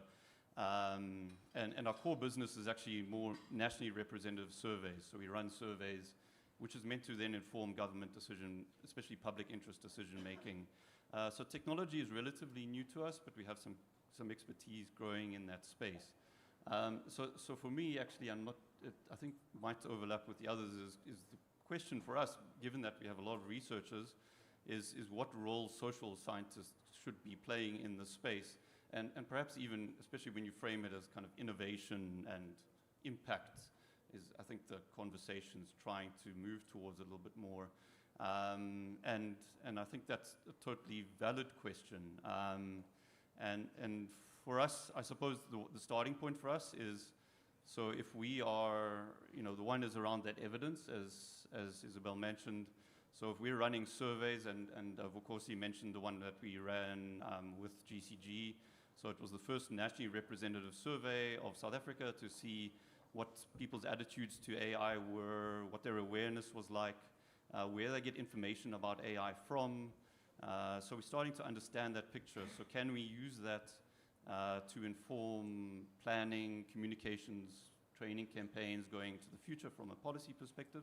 But we also run surveys with in the innovation space. So we run surveys with small enterprises, large corporates in the country, so we can start to get a picture of AI adoption within those companies, which again can hopefully inform policy, but also practice potentially. So that's the one, I suppose that's the obvious one for us. The other is, as also was mentioned, like from a governance perspective, policy perspective. So policy reviews, understanding the kind of institutional models, etc., starting to figure out that and supporting, again, from that perspective. But the third, and I suppose this is where we're really uncertain, is when it comes to kind of implementation. So what do social scientists do? Well, what is their role when it comes to actually things on the ground? So do we convert social scientists into design specialists, design thinkers? And we've been trying a little bit of that. They kind of, we kind of work, because social scientists, I suppose, are good at listening, or they should be good at listening. They interview people. They should be able to get, gather requirements, all those kind of design type things. So that's part of it. And to be honest, I'm not totally sure if we should be doing that. So we implement projects with clients, partners, especially in the public sector, where we're implementing AI with municipalities, that kind of thing. But then, and I think this is where maybe it's more meaningful from our perspective, is that we can have more than a design thing, maybe a Scrum Master or something like that in a project. We try to take a broader perspective on that implementation to say, now we're looking at, we're more sensitive, we are hopefully more sensitive to that kind of broader system of, especially around procurement, because most, especially small municipalities, they're going to be buying their AI. They're not going to be building AI in-house, so they're going to be procuring. So how do we design the procurement to ensure it's responsible? What are the procurement templates that they're going to use? How do we start defining openness for them? So what is openness in terms of documentation, like model use cases, limitations, etc., around the training data sets, etc., what levels of openness are appropriate there, and so on, around the scripts and the code, etc. So what is useful, what is appropriate, so that you can, if you're a municipal official in a super under-resourced municipality, how can you have some control over what's happening without actually knowing what's going on? But you have some control as a starting point. And then, yeah, I suppose just in terms of challenges. I suppose the focus for me is, for now, is just like what role should social scientists play. The other is, I suppose there's just maybe selfishly, the question for us, and it's a big one for us, is how is AI affecting the work that social scientists do? So like that cognitive offloading, and especially for interpretive researchers, I don't know how many there are here, but you know, you're short-circuiting the classic hermeneutic circle. So it's basically you're cutting out a lot of the fundamental thought processes that go into social science research that we don't, you know, and I can be honest, our researchers are starting to just throw interviews into these tools and get the outputs out, some themes, and they're not looking at the pathways that meaning's constructed they're not reflecting on their own position as researchers, so it's eroding kind of the fundamentals of how qualitative interpretive research is being done. So anyway, that's just a side note. I'll pause there. Thank you very much. Also happy to be part of this conversation. I'll give you a perspective coming from different angles of what I do as a researcher, artificial intelligence researcher, as an academic, being a lecturer at a university, but also as part of the AI task force at national level that is trying to develop strategies that can guide the utilization of artificial intelligence. So initially, when we were looking at academia, most of the kind of work that was being undertaken was more of developing theoretical foundations of computer science and how students can be able to grasp those different concepts. But apparently, as we see, the practicality of the knowledge that we impart into students should be that is able to answer a given research question that is impactful to the communities where we belong. So at Makerere University, what we've tried to do is that as we developing capacity and teaching students, we deriving models that are able to align the theoretical foundations of artificial intelligence to the practical aspects and what is impactful into the industry.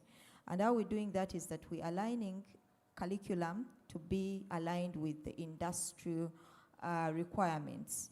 For example, in aspects of health, in aspects of agriculture, in aspects of the different critical domains within our country that's being impacted by artificial intelligence and its usefulness.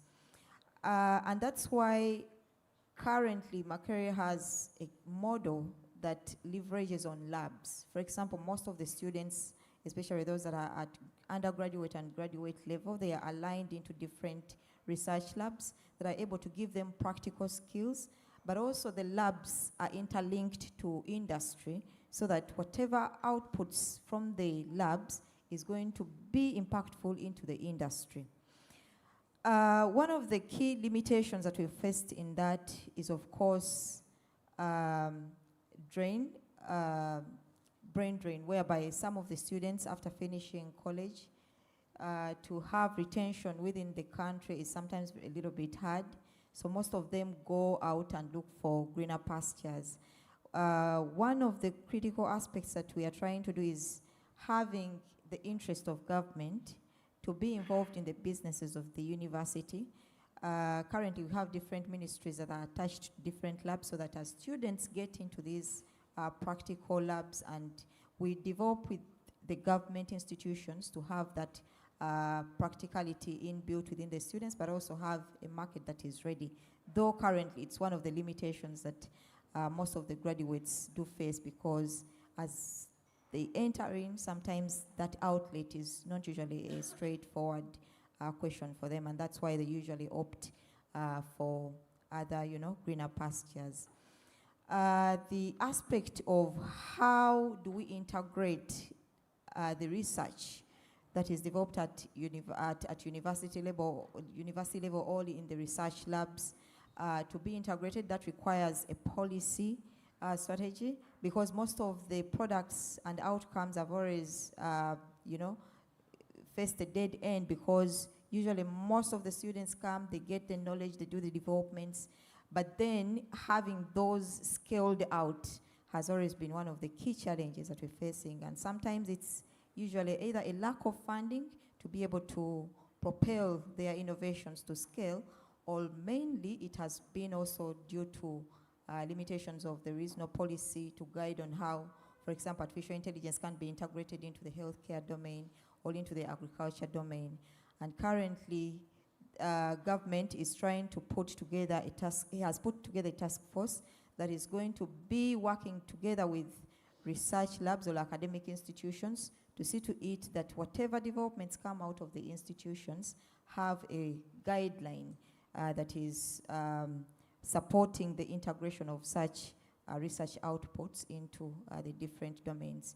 But also mapping all these to different global available strategies and policies that are enabling and supporting to provide that guidance has been also critical in some of the works that we do.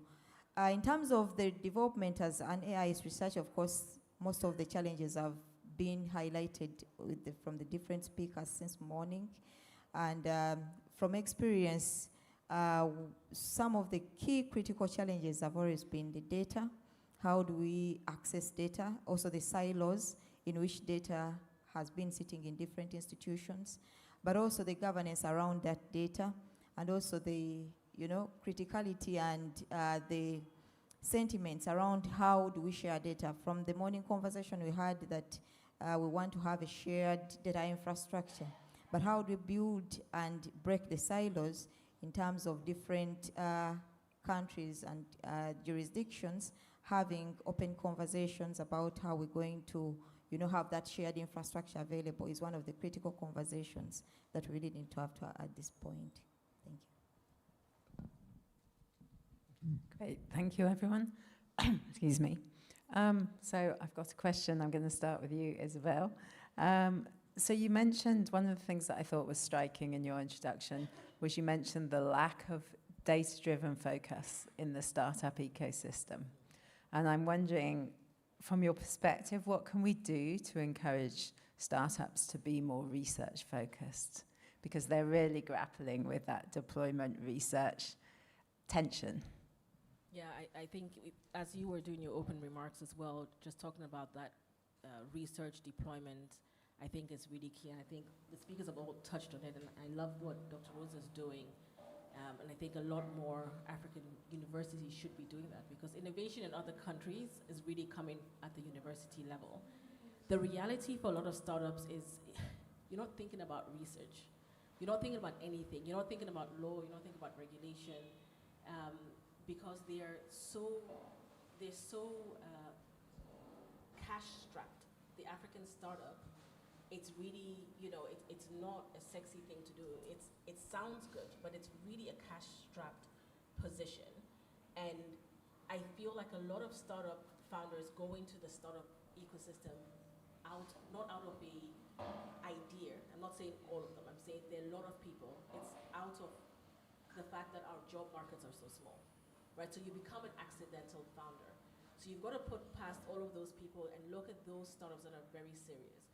Those ones have to put so much time, sweat, blood, and tears in, right? They are funding themselves. There is no cushiony for most people, right? You don't have home funding.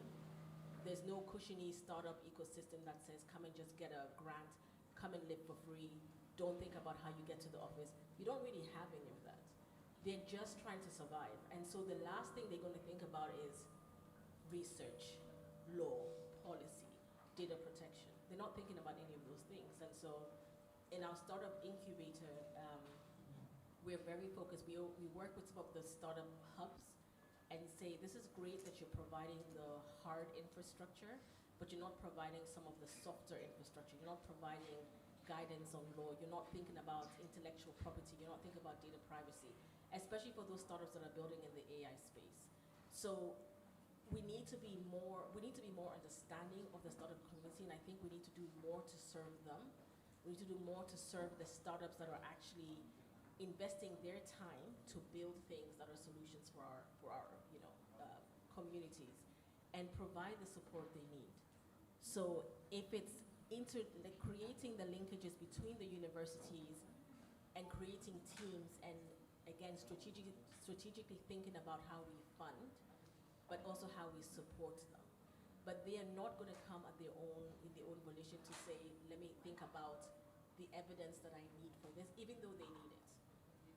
And it's because, like you said, if the PhD student is also working full-time, they don't have the time and space to think, right? And it's the same for the startup ecosystem. Can we create, and it's not for every startup, because I said there are a lot of startups founders in Africa that should not really be startup founders. But for those that are really credible, can we create an ecosystem around them that links them to lawyers and regulators and links them to research so that you can back what they're doing and it's more sustainable? And I think that's where we need to be better about championing and supporting and honoring our startup champions, because they're doing a lot of work, and link them with like programs like Dr. Rose and make sure that they really have the backing they need, not just on research, but on everything else. Thank you. Dennis, so you mentioned quite a few different aspects.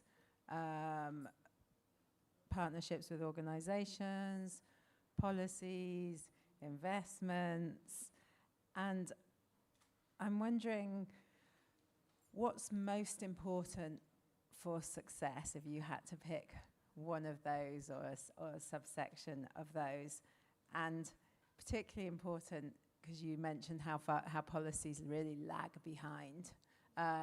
You know, if it's taking 2 to 4 years to write a policy, AI is moving very, very, very fast.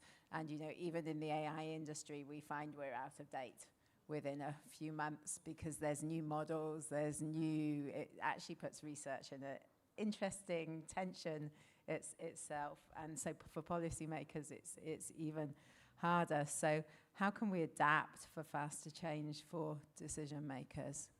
And what are the things that really make these things successful?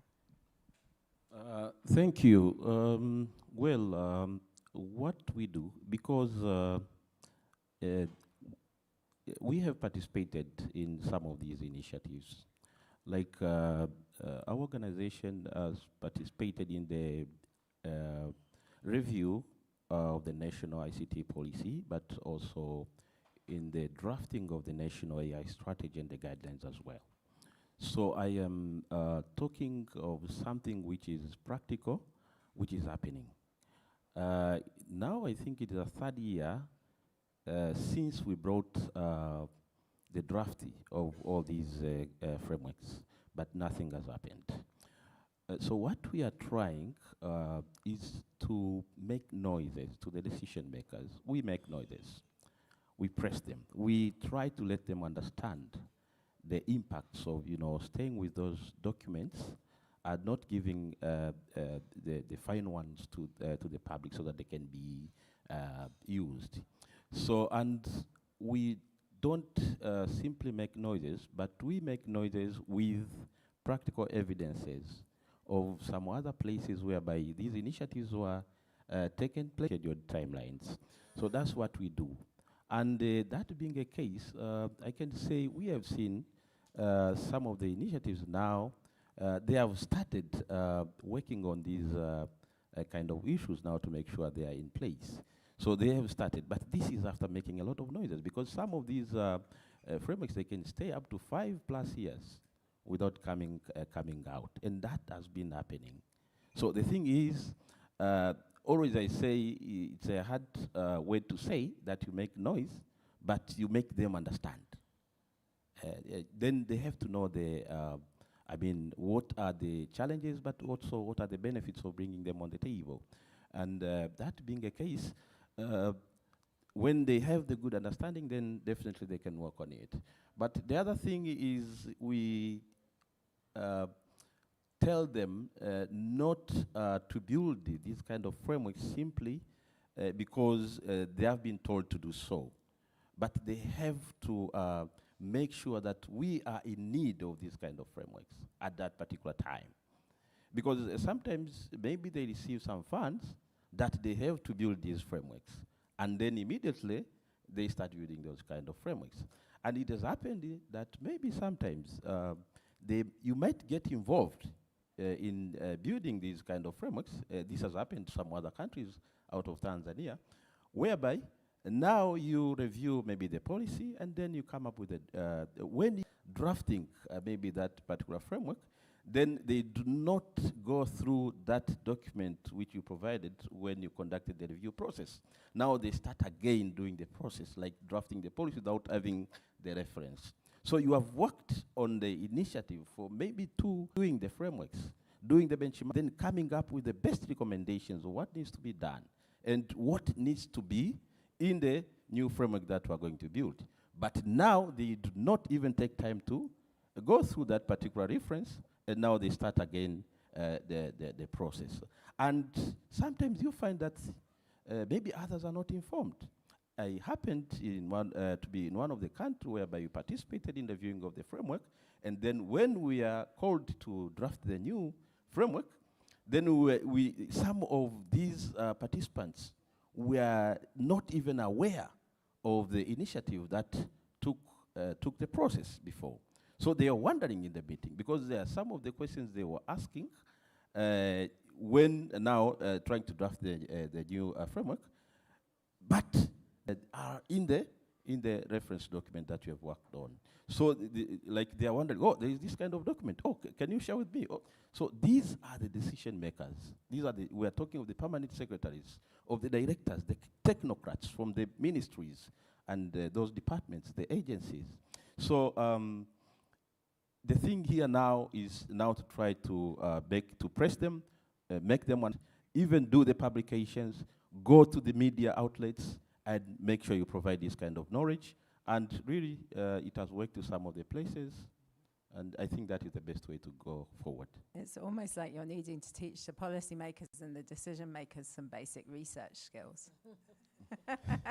So it's not so much teaching your social scientists design thinking, but we should be teaching policymakers research thinking. Definitely, I think that has to be done. Yes, yeah. And maybe your organization could do that. Yeah, it can have be a some soft basic research skills training. Call it something else. It can be kind of soft research, teaching, so that they can have some more ideas, the basics, and that maybe would eventually help them. Yeah, change making or something like that. And we do this. Sometimes we organize the free courses, because most of the African countries, we don't like these subscription-based programs. I mean, to pay in order to attain a particular knowledge. So sometimes we even train them for free. We go to the parliaments, we go to the whatever those places, and we tell them that we can train you on this and that, and then we do this at a free of charge. Sometimes they even demand to be paid when they're coming for the free training. So you can imagine the kind of challenges that we are facing. You train them for free, but they want to some packages after the training. Great, thank you. Paul, so first of all, just a quick comment. Please don't convert your social scientists into design thinkers. Design thinking has its place, research thinking has its place, but actually for your social scientists to make a direct impact, they need to be fully integrated into AI teams. And impact when we're talking about AI deployments, not in the other research you do, which is what I wanted to ask you a question about. So you were talking about surveys which reveal problems or challenges, but then how do you design, or how do you recommend the implementations to address those challenges that you're revealing? You're revealing challenges with your surveys, you're showing a lot of problems. What next? Do you just throw them out there and hope people make use of them, or what's the next step to turn that problem into a solution that's actually usable? Yeah, I mean, that's touching on the question about surveys in general, which goes to the core of our organization. But just to give an example, I mentioned it very briefly. So for example, on kind of AI perceptions or attitudes, or that one tends to be much more about kind of public awareness. So just the nature of that kind of survey, it's capacity building and your awareness strategies that I suppose a government, but possibly many others could take. So if you understand your gender, age breakdowns and the variation in terms of perceptions and attitudes and their information sourcing, do they get their information about AI from sci-fi movies, or do they get it from social media, etc.? Then you have a stronger sense of what channels, where communication should happen and could happen, and what's impactful about awareness and capacity building, etc. So that's what we have in mind, I suppose, is the thinking.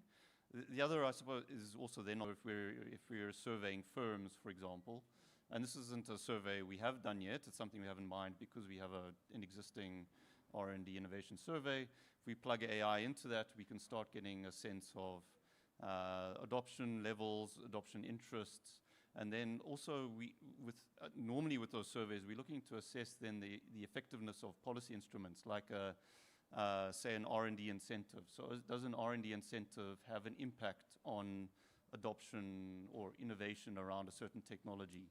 So we can start tracking relationships potentially between policy instruments and then outcomes would be, I suppose, one of the interesting ones. I was really interested in the other questions, if I could just squeeze, just a stimulating discussion. I'm not keeping too much track of time. How long have we got? 5 minutes? Yeah. I was going to, if we have time, I was going to give everyone a last say, so maybe you could. So, Doctor, in India, I think they were mainly by people with